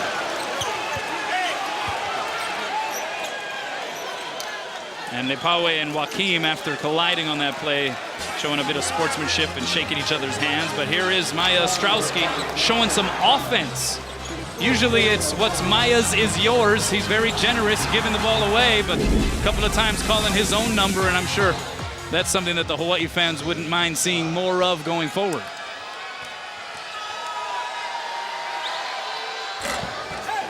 Soft touch by Nipawe.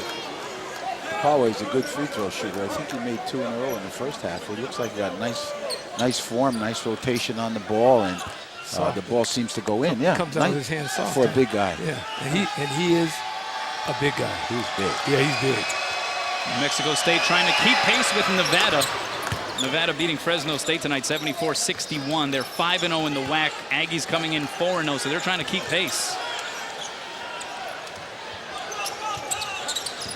Wiseman, as the Aggies show some pressure. Johnson. Oh, that one almost went deep in, then came back out. Good rebound by Mullings. Watson brings it back out.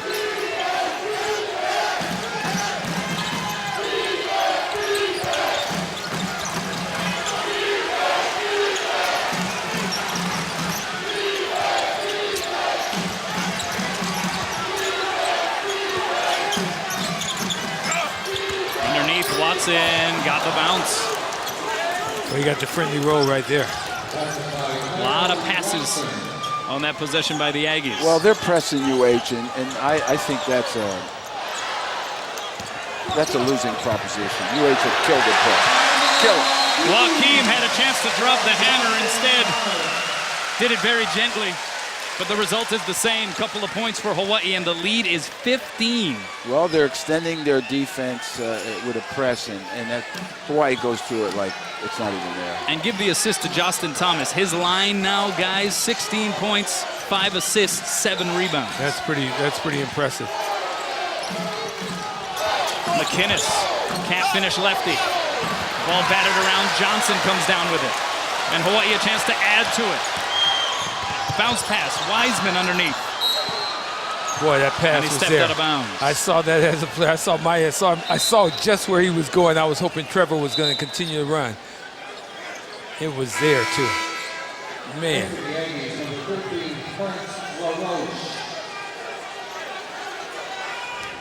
There seems to just be a different pace that this Hawaii team buys into when Maya is on the floor. It's not just about his passes in the half-court offense or the break. There's just some kind of free spirit that he brings to this team, right? Well, it's a confidence. That's what it's really, a confidence and comfort level of knowing that you're going to get the ball. The jump hook by Nipawe off the mark. It'll stay here with the Aggies.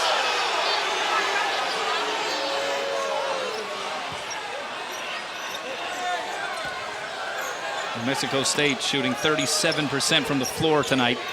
Hawaii 46.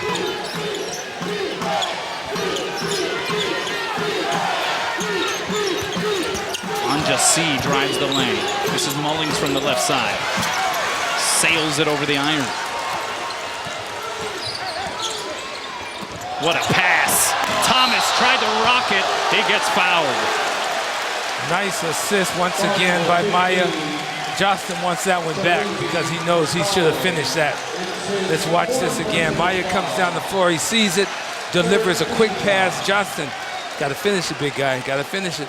Chalizi Nipawe picking up his 4th foul in the process. Well, I think that's the reason why the UH team runs, and that's why they look better when Ostrowski's on the floor. Like you said before, Artie, they know they're going to get the ball, so they go to the open area and they get it. And it just makes playing, whether you're the receiver or of a jump shot or the receiver of a dunk, it just makes playing a lot more enjoyable. That's why they enjoy playing with him. I know it.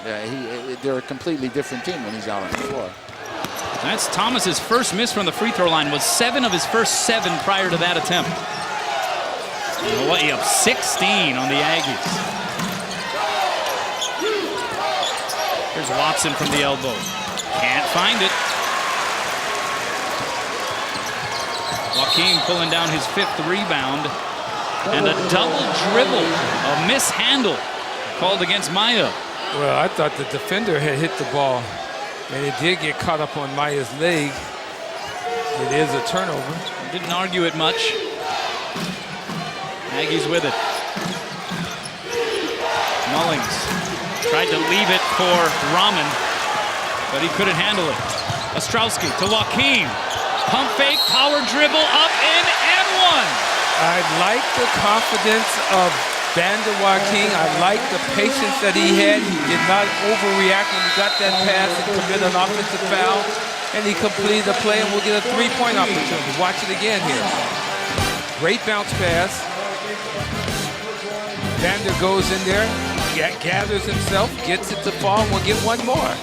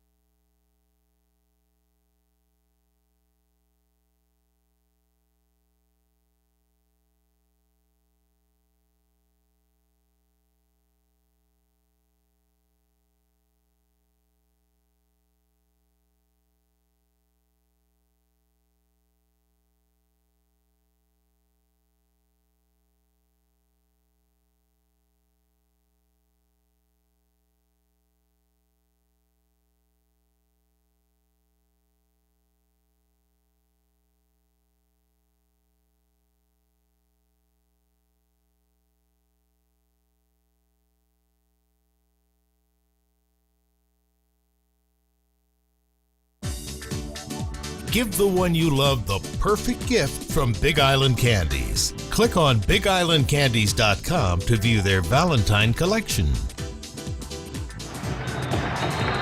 Hey, during that timeout, Coach Gib Arnold imploring his team, get back, find your spot, find your man.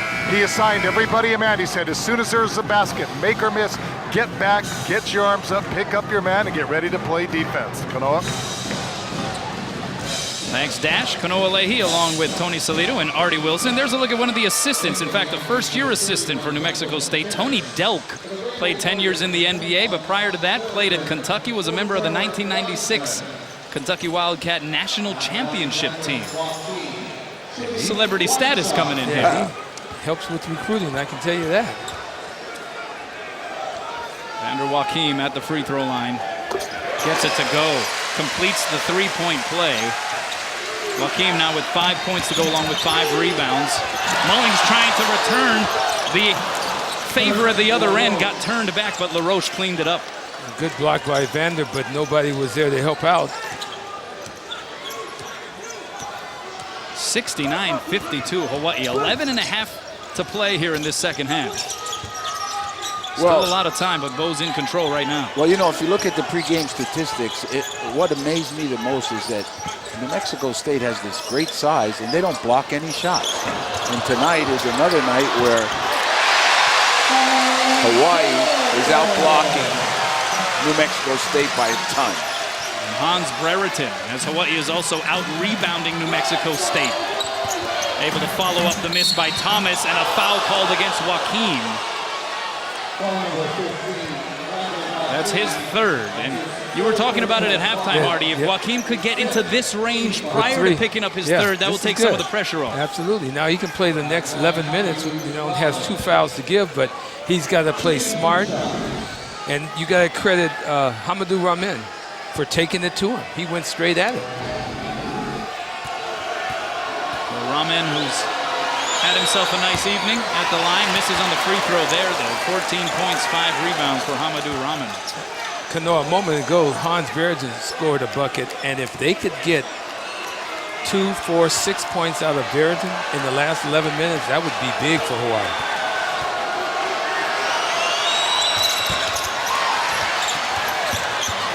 Mad scramble for the loose ball off the miss. Mullings winds up with it and then loses it on the way to the hoop. A steal at midcourt by C. Power move. Mullings draws the contact and the whistle. That's the second foul called against Johnosn Thomas. Daniel Mullings, just a freshman. You got to like the activity of this young player. He has 4 points, just 1 of 11 from the field, but he has been extremely active. Eventually, those shots will fall on a more consistent basis. And you see Coach Gibb Arnold, he's not happy because Hawaii turned the basketball over that time when they had a clear advantage. It was going to be a 4-on-2, and they just didn't take care of the basketball.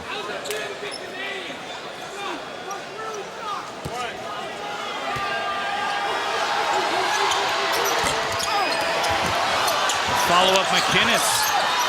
Ramin, yes. Wow. The Aggies were hawking at that rim.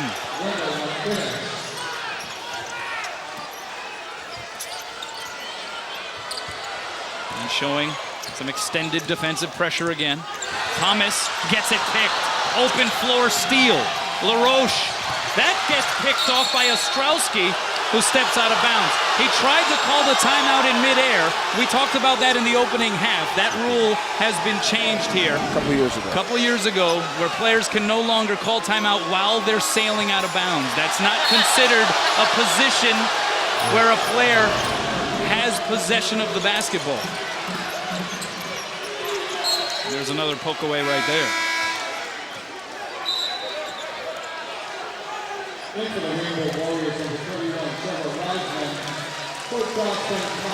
Wiseman comes back onto the floor. He replaces Johnosn Thomas.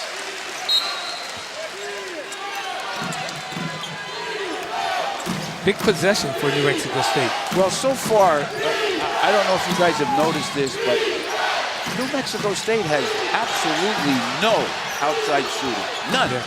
Zero. I mean, they're just horrible from the outside. You can't hit up close on that sequence either. They're not even taking shots from the outside. They're not even. Yeah. I can't believe it. They're 2 of 9 from three-point land. Hawaii 8 of 14. But yeah, trying to attack the rim. Joaquin couldn't hang on to the pass, but is able to save it, throwing it off the defender. Now, that is a little bit of the personality of this Aggies team. While they can shoot the 3, they are attack mode all the time. The reason why they get to the free throw line so often. Well, this is a critical time for Hawaii. Hawaii's got to continue. Great inbounds play. You got to complete the plays, though. Guys got to complete it.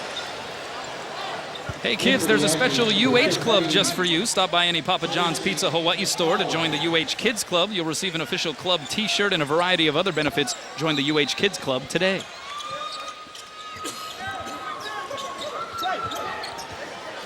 Johnson. Yes.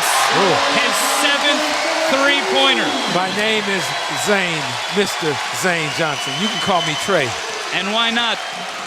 As this weekend celebrates the 25th anniversary of the inception of the three-point shot in college hoops. Zane says, I want to be spoken about let me be talked about from Hawaii history as maybe one of the best three-point shooters ever. Well, he may be start taking a day off. No, come on, Coach. I told you we need him Because for 2 games. I've never seen him shoot like that before. So yeah, but we need him for 2 games, man. He may take a day off once in a while. Okay, you tell Coach Arnold that, okay? No, I know that won't fly. I know that won't. Zane with 7 triples. His career high, if you're wondering, 9 versus UC Davis last season. Ostrowski, that bounce pass deflected into the hands of Joaquim. 8 on the shot clock. Joaquim underneath, reverses field, can't hit the jumper. Yeah, Vander was shooting that ball regardless. Yeah, there was no question Vander was shooting that. Well, if he made that, the place would have come down. LaRoche can't hit. LaRoche with 9 points, 4 points for McInnes. You're talking about 2 guys who averaged 12 and 18 respectively.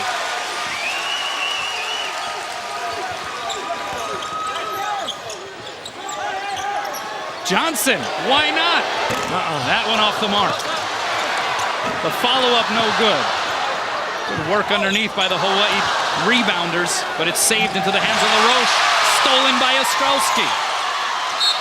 This time, he'll be granted a timeout as he stayed inbound. Did he look like a receiver just making a reception or a defensive back interception?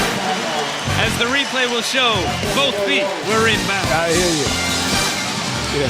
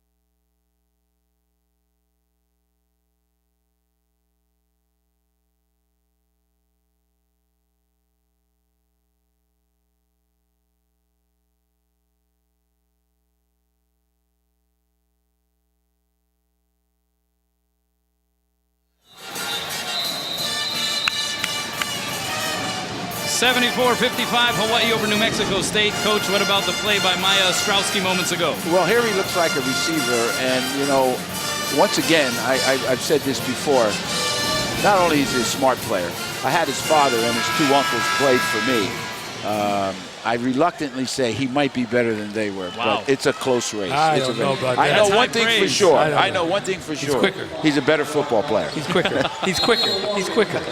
That is high praise, certainly. How about his line? 5 points, 8 assists, 3 steals, Maya Ostrowski. His late father was just a great player. Yeah, great tough player. player. Tough guy. He gets his quickness from his mom, though. Probably. There you go. Kui Ostrowski, yeah, one of the greats, certainly. As Brereton gets it batted away from behind. 8:06 left to play. Underneath, the shot is blocked, but a goaltend will be called against Joaquim. And that basket would not have gone in. Yeah. That was put up by Remy Berry, a 6'7" freshman wearing number 3, into the game for the first time tonight for the Aggies. Hailing from Paris, France. One of 2 players from France on this roster, and a foul in the backcourt away from the ball called against LaRoche. That's his 3rd. So Hawaii enjoying a healthy lead, 7:58 away from pulling off the win.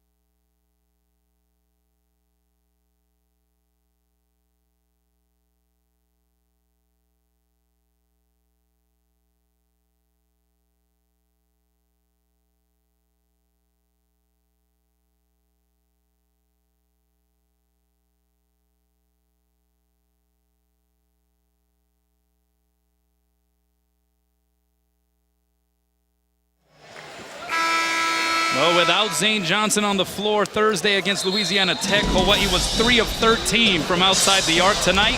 The Rainbow Warriors are 9 of 16, thanks to 7 triples put in by Zane Johnosn. We talked about this year celebrating the 25th anniversary of the inception of the three-point line. It has absolutely changed the game and the history of basketball, and tonight we're seeing it in full effect for the Rainbow Warriors. Well, I think what's happened, we mentioned this before, youngsters growing up today shoot the three-point shot all the time, starting from when they're 12. It's amazing how they run to that line to shoot. Zane Johnosn entering the game 5th on the all-time career list in three-pointers made at UH. Do you guys know who's number 1? Yes, I do. Jenkins from Vanderbilt. Number 1 at UH. Oh, number 1 at UH. I thought you meant number 1 in the nation. He's made 71 threes, Jenkins from Vanderbilt. And Zane Johnson's not too far behind him. Not after tonight, especially. Wiseman from the corner can't add to the three-point total. Joaquin wrestles away the board, though.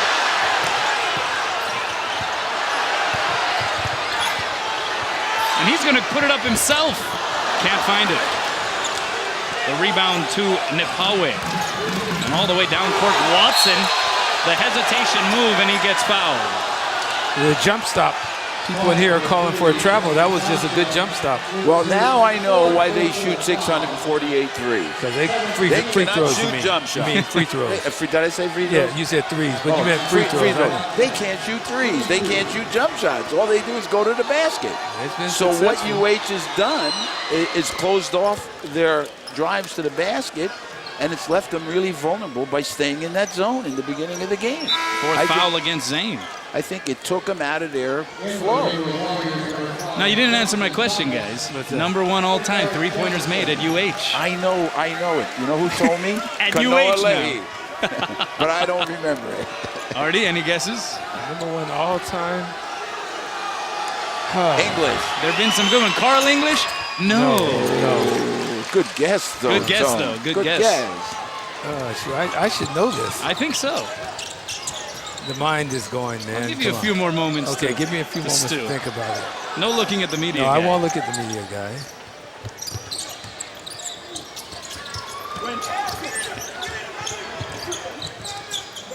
Johnosn with 27 tonight. Thomas backing him up with 17. Well, UH is going to slow the game down now. 7 on the shot clock. Definitely going to slow the game down. Thomas loses it out of bounds. Just as valuable in some instances to take that kind of time off the clock, even if you don't come back with a basket, but you got to get back on D. The freshman, Remy Barry, can't hit. Wiseman able to control the rebound. They can't shoot. Johnosn ahead of the pack. Leaves it for Joaquin. Double pump. Gets fouled from behind. And a 5th foul is about to be tagged on Chalizi Nepawe. And Vander Joaquin's got to finish that play right there, Coach. All right. All time. All-time three-pointers made in a career at UH. Savo is correct. Predrag Savovic, who in his career had 178 threes. But Zane Johnosn is flying up the ranks. He has 7 tonight, so he has now 157 total. So he's closing in. He's only 21 away from tying Savo. He'll get it. He'll be the all-time. Savo had a good career in Europe, too, playing basketball.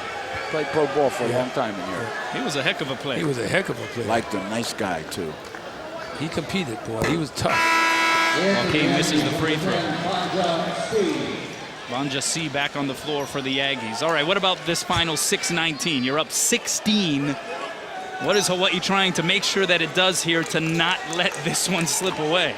No, I have no problem with the approach that coach is going to take. He's going to run the clock down. He's going to get a good shot in the last 10 seconds, and he's going to make sure the time goes by. Absolutely. But you got to keep playing, don't you, Coach? No, you got to keep playing. Yeah, He'll play. He'll make New Mexico State move. Well, the deal is going to be Hawaii's going to have to be very efficient at the free throw line because they're going to get fouled. They've been okay so far tonight, 14 of 18.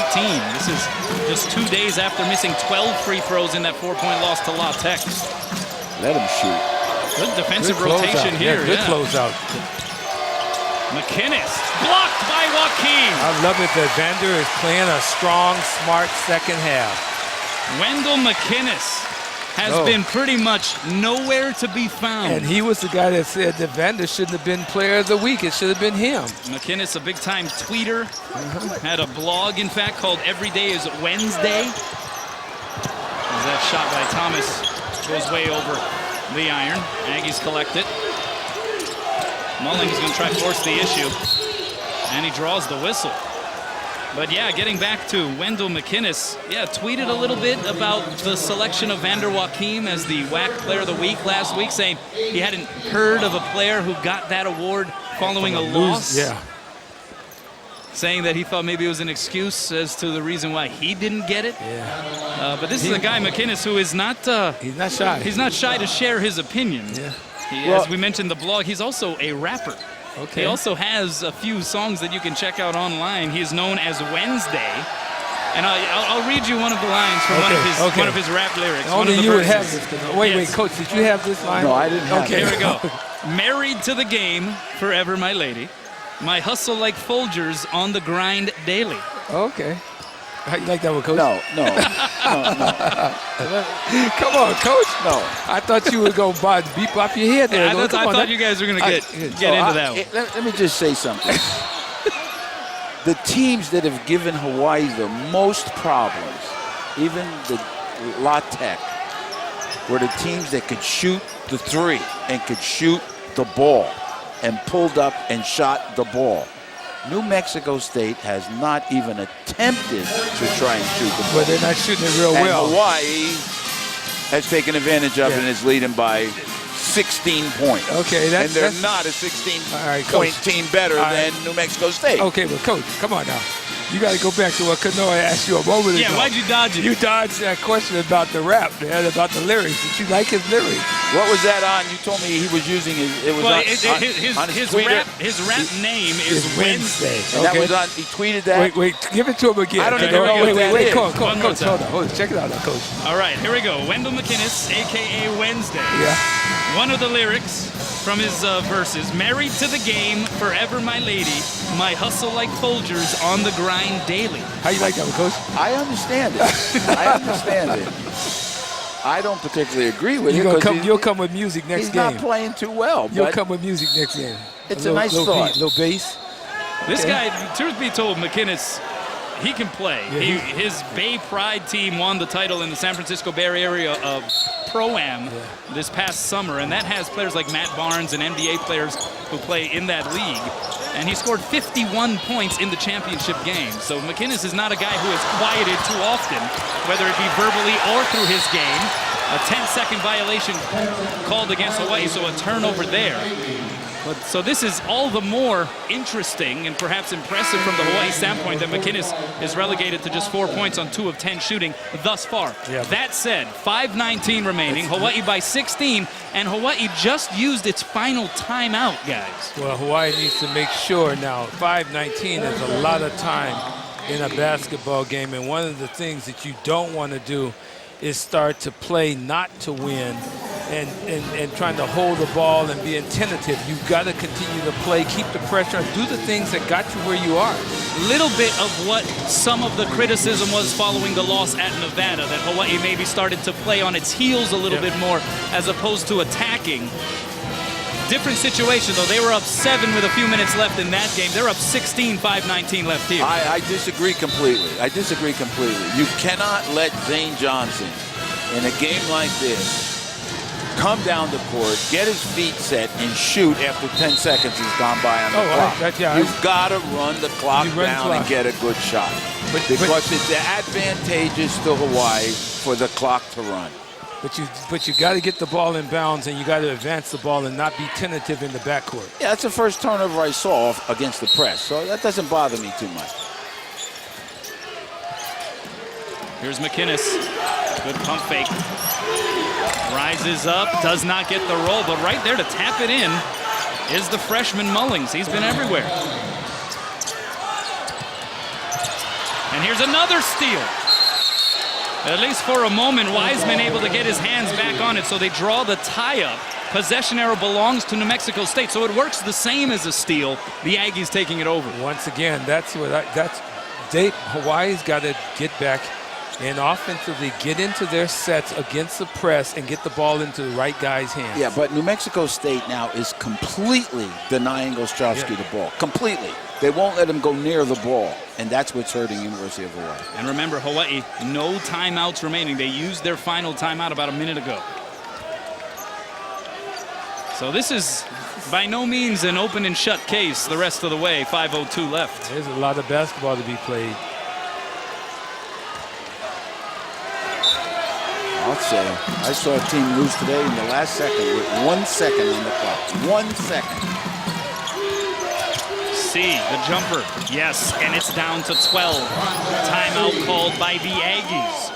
So Coach Menzies will talk things over with his crew. Yeah, that helps UH a lot when they call timeout, because now, even though they don't have any, that's like giving them one.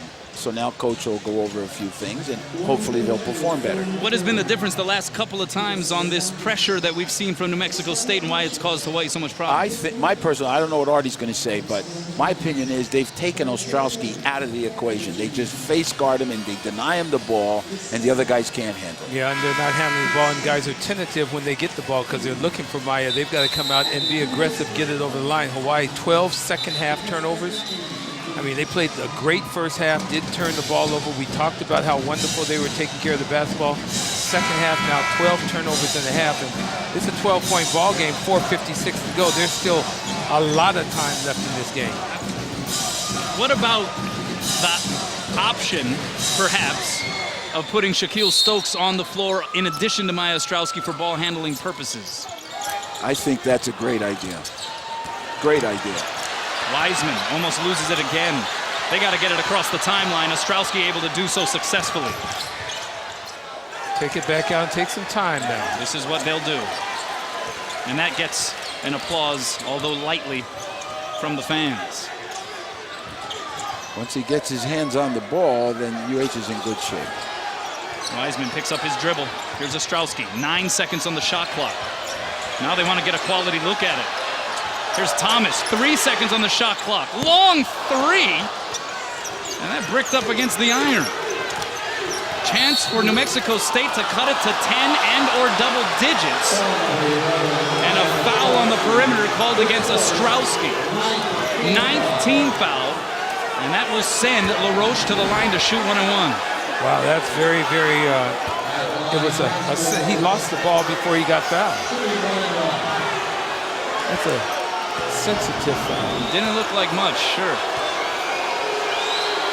LaRoche earns another try. You know, I don't want to say this because I have never in my career said bad things about officials, but that particular official, I don't think he's doing a good job today. He's made 3 or 4 bad calls that I've watched myself. All right, Coach. All right, Coach. We mentioned Shaquille Stokes is in the ball game. We mentioned that option. He's out there. Here's Ostrowski, tightrope walking the sideline, and they're going to call a foul against Ernst LaRoche. The New Mexico State coaching staff thought for a moment that Ostrowski had stepped out of bounds. They were cheering, but instead it'll be Ostrowski going to the free throw line, as that is the 7th team foul for New Mexico State. Now Hawaii trying to, obviously here going forward, perhaps win it from the line.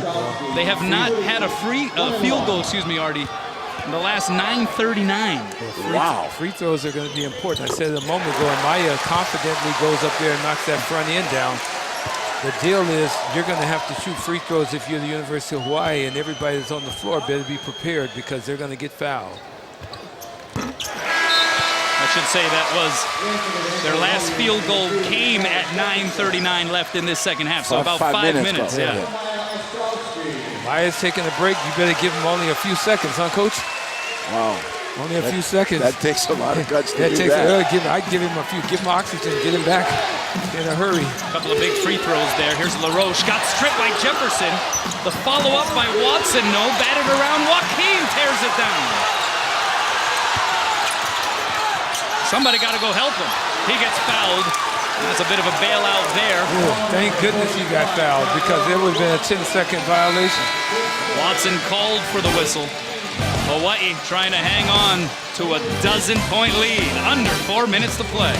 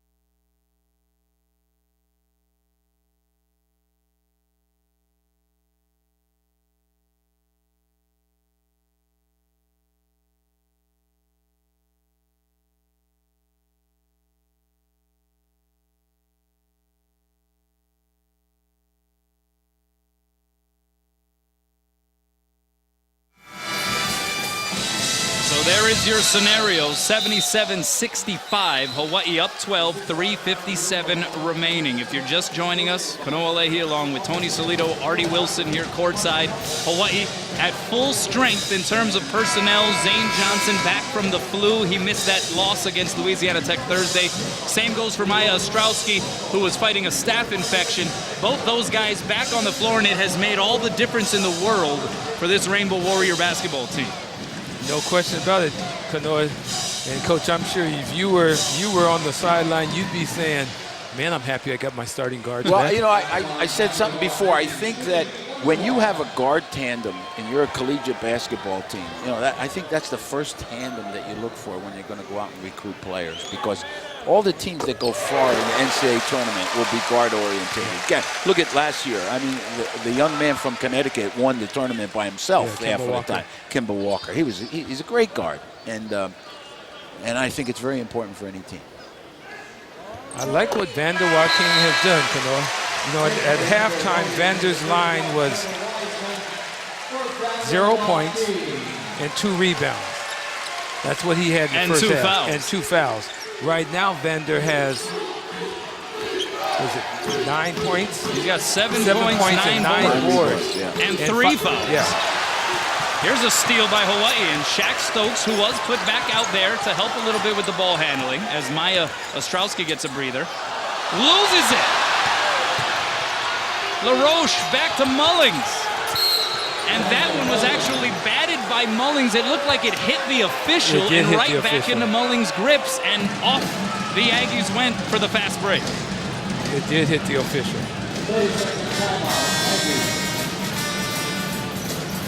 Well, you were talking about Vander Joachim. Nice job blocking the shot, finishing right here.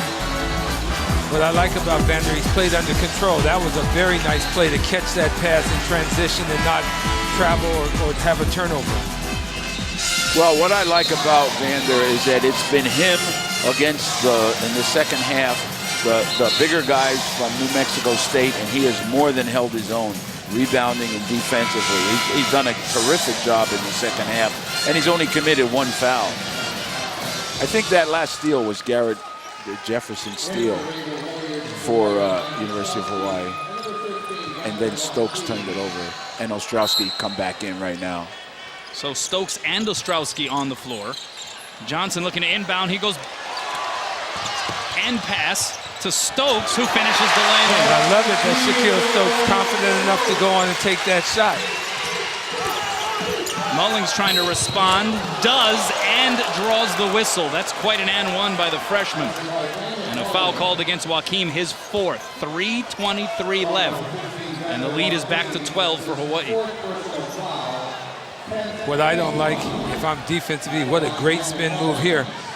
But Shaquille Stokes reached for it, and Mullins took him to the cleaners right there. This is an athletic Aggies team. There's no doubt about it. Good decision, though, on the previous bucket by Shaq Stokes. Went in that fly pattern, if you will, and Zane Johnosn went over the top to hit him. Joachim got it stripped away on the rebound, but Ostrowski right there.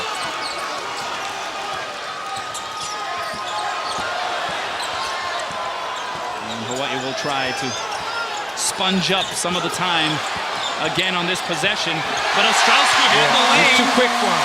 And decides to go ahead and pick up the deuce. That's a big play by Maya.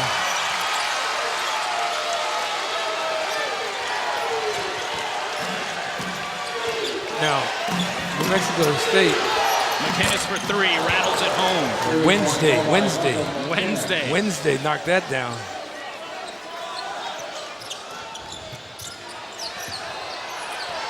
Jefferson gets it back to Johnosn. 2.5 minutes to go. That pass nearly stolen away by Mullings. It'll stay here with Hawaii. Hawaii's got to take care of the basketball. Maya's a little winded right now, as he should be, because he's been down. That staph infection, and I'm surprised he's able to give us what he's given us. Hasn't really or practiced. Given the team what he's given the hasn't team. really practiced all week. I mean, it's been minimal at best. 35 minutes logged for Maya Ostrowski. Jefferson, a lot of contact on the dribble, and finally gets the whistle. It's 16 seconds to go on the shot clock, Coach. Would you be one of the guys to take a little more air out of the ball? Well, you know, in the case of a new player, in the case of young players like Stokes just went to the basket right there and scored, and now Garrett is going to the free throw line. You know, you'd like him to take more time, but sometimes, you know, it's like when a guy takes a three-point shot, you go, no, don't do it. Nice shot, you made it. That's exactly what it's like. Yeah. Now he hits the free throws. Come on. He shot that with so much Come on. confidence. I'd be dying of a heart attack. Yeah, that's a good deal. I call that. Great shot, Garrett. There you see the stat. Garrett Jefferson And, gets the bocce. oh, Was 3 of his first 3. Should have never put that stat line out there, huh? and Hawaii's in his own. Here's Mullings. Wow, got airborne, couldn't finish at the rim. McInnes cleans it up. And the deficit is back to 10. So the Aggies just sort of lingering and hanging around, but the clock is ticking. The time is running out for New Mexico State. Yeah, it's running out, but there's still a lot of time. 2:08. A lot can happen in the game of basketball at 2:08. Hawaii's got to get the ball inbounds, got to get it down the floor first and foremost. Coach, last timeout taken by New Mexico State, so no timeouts remaining for either side. I have always thought that a timeout is an extremely valuable weapon, and I never like to call timeouts just to be calling timeouts. I called my 30-second timeout because you have to or lose, use it or lose it. But I think having a timeout right now in the last couple minutes of the game is very, very critical. Very critical. Either that or you have a great play with one of your players that you don't need to fall down on the court and act like he's hurt for 15, 20 seconds so you can have a conversation. So you could be over there now telling Bander or somebody, if we need a timeout, we'll give you a signal, fall down and act like you're dying so we can have a conversation. You never did that though, did you? No. Oh, no. I had plenty of timeouts. Okay. I always had my timeouts. 27 points for Zane Johnosn to lead all scorers, 7 of 13 from outside the property line, 17 points, 9 rebounds, 6 assists for Justin Thomas. Maya Ostrowski, 9 points and 8 dimes dropped. Meanwhile, leading the way for New Mexico State thus far, 16 points for Hamidou Rahman. But that's neither here nor there. Hawaii trying to protect a double-digit lead. They've had a little bit of difficulty with this New Mexico State pressure in the second half. Here's Stokes, walks with it, and the Aggies take over.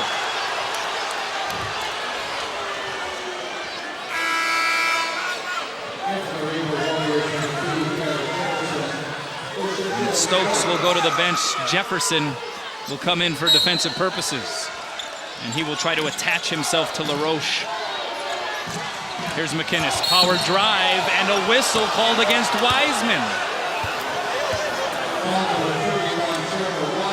Fourth foul against Wiseman, and McInnes, 1:56 remaining, waking up at the most opportune time for this Aggies offense. Well, you've heard this on television a lot, I'm sure, but you cannot let a team score while the clock is not running. It's just too critical a time in the game. And he'll get 2 shots, as that was the 10th team foul for the Rainbow Warriors. And no time is off the clock, so it's really a... And now he has 9 points, 7 rebounds, so a subpar game for him, half of what he normally gets. Misses the second one, though. Wiseman clears the board. But this has been a bit of the issue for Hawaii in the second half, breaking the press. Johnson, double team, goes cross-court pass, stolen away. LaRoche, the lay-in. And the lead is down to 7 with a $1:34 and counting down. No timeouts remaining for either side.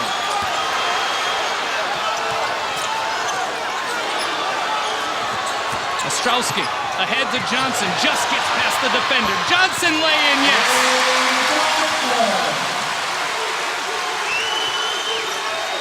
Season high 29 for Zane Johnosn.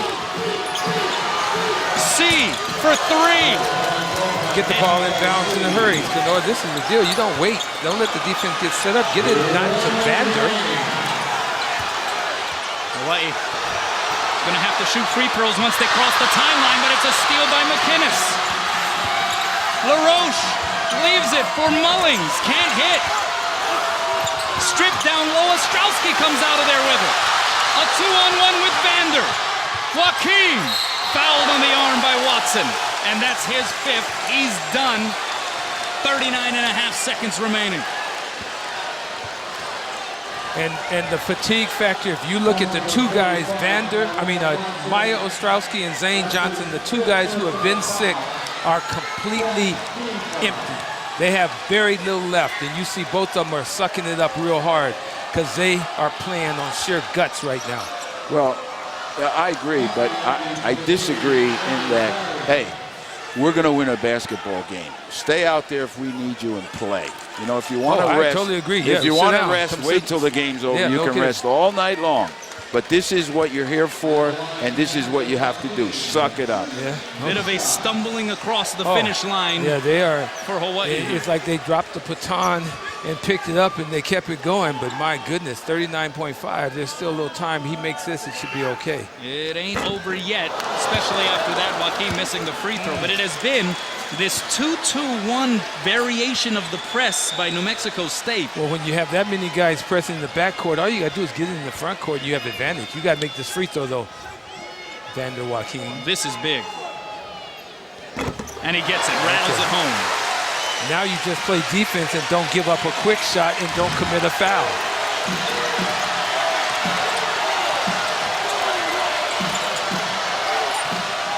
Here's C, hit one just a moment ago, gets the bounce. Aggies within 4. 25 seconds to play. Johnson, ahead it goes to Joaquin, fouled by Berry. Boy, I tell you what, that's a pretty good catch by Vander Joaquin because I'm not sure I'd want that pass to be thrown to him. I see Coach over here sitting down. Coach, take it easy. Hey, Kanoa, work him out, man. Coach, take it easy. This is reminiscent of the tortoise and the hare, where Hawaii was so far out in front.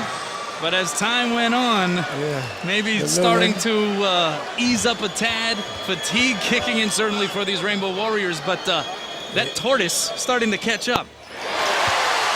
Well, Vander Joaquin, after not having any production in the first half, now has 10 points and 10 rebounds, and I think he has been incredible for the second half. Double-double performance for Vander Joaquin. And where is Justin Thomas been? Yeah, Thomas has been out of the game for some time now.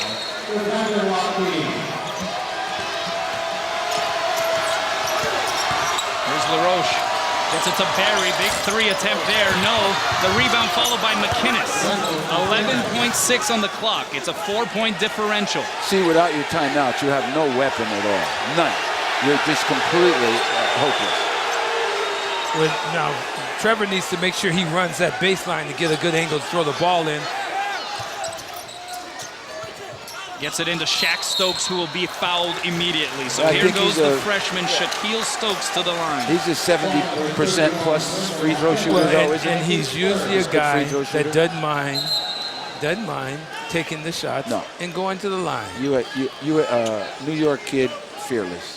79% free throw shooter, Good, Shaq bad, Stokes. or indifferent, they're fearless, boy. Yeah.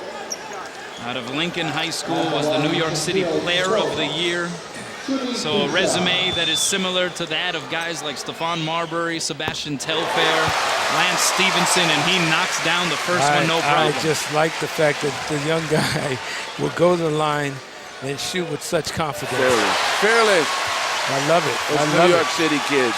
Fearless. 10.6. Hawaii trying to just hang on here. Aggies need a 3. LaRoche will try to supply it.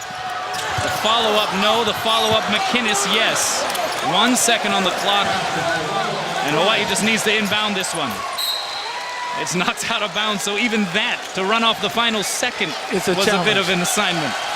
Wow. But the crowd rises as Hawaii will do it. There's the horn. Wow, what a great victory for Hawaii, huh?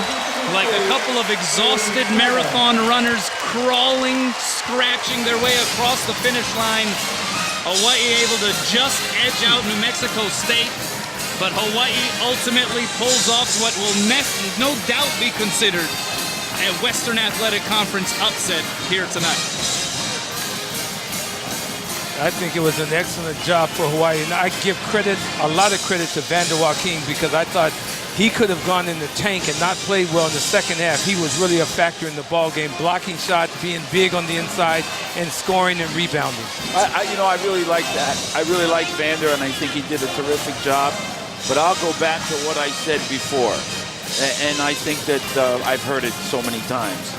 Your guards are really the ones who set the tempo and win games for you. They pass it to the big men, they hit the outside shot, and our guards did exactly that. Ostrowski and Zane Johnosn were absolutely terrific. And who would have ever Absolutely thought they correct. could have been as strong as they were tonight after being After down being with sick. injuries and sickness? Season high 29 for Zane Johnosn, a victory for Hawaii. Dash is with the coach, Gib Arnold.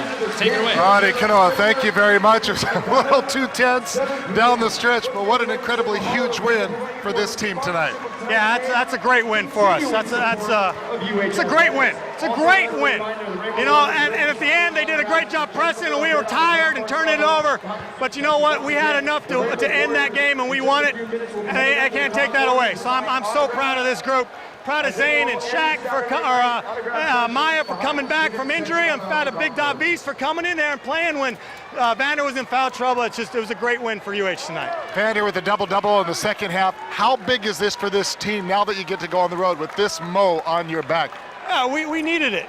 We played great at Nevada, and I thought we played for the most part pretty good the other night, but couldn't finish.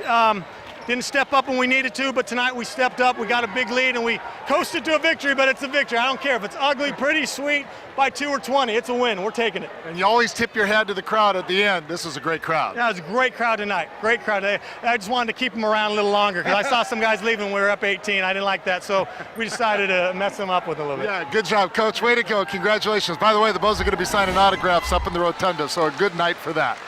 Back to you, Kanoa. Thanks a lot, Dash. Bank of Hawaii presenting the players of the game. Banja C, 17 points, 10 rebounds, and a double-double performance. But Zane Johnosn, coming back from the flu, goes for 29, a season high, 7 of 13 from the land of 3. And Gib Arnold said it, and I think said it best. A great win, no doubt, for this University of Hawaii Rainbow Warrior Basketball Club, snapping a 2-game losing streak, bouncing back from what was a surprising, some would say embarrassing loss on their home floor to Louisiana Tech, even though they were shorthanded. They also snapped New Mexico State's 6-game win streak. Well, 1 or 20, it's a great win. 91-87 your final. Hawaii improving to 11-8 on the season, 3-2 in the WAC, 9-3 with Maya Ostrowski in the lineup. New Mexico State falls to 14-6. Its first WAC loss of the season. We'll have more from the post-game show with Dash and Artie after this. For the coach, Tony Salido, I'm Kanoa Leahy. That'll do it for us here courtside. We'll see you next time, everybody. Aloha.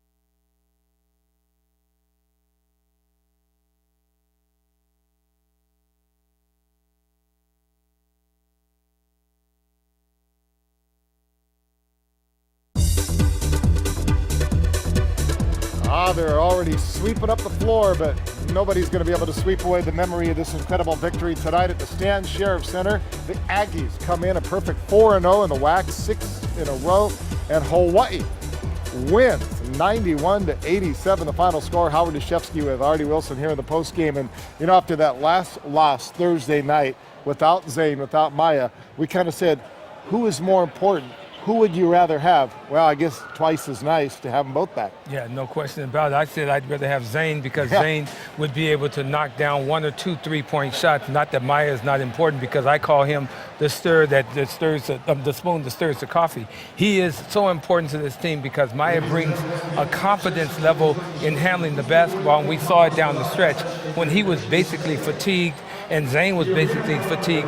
The Hawaii team got a little tentative trying to take care of the basketball, but all being said, they won this ball game, and this is a huge victory for Hawaii. And you talked about some of the different parts. Vander Joaquin didn't play in the first half hardly, a double-double in the second half.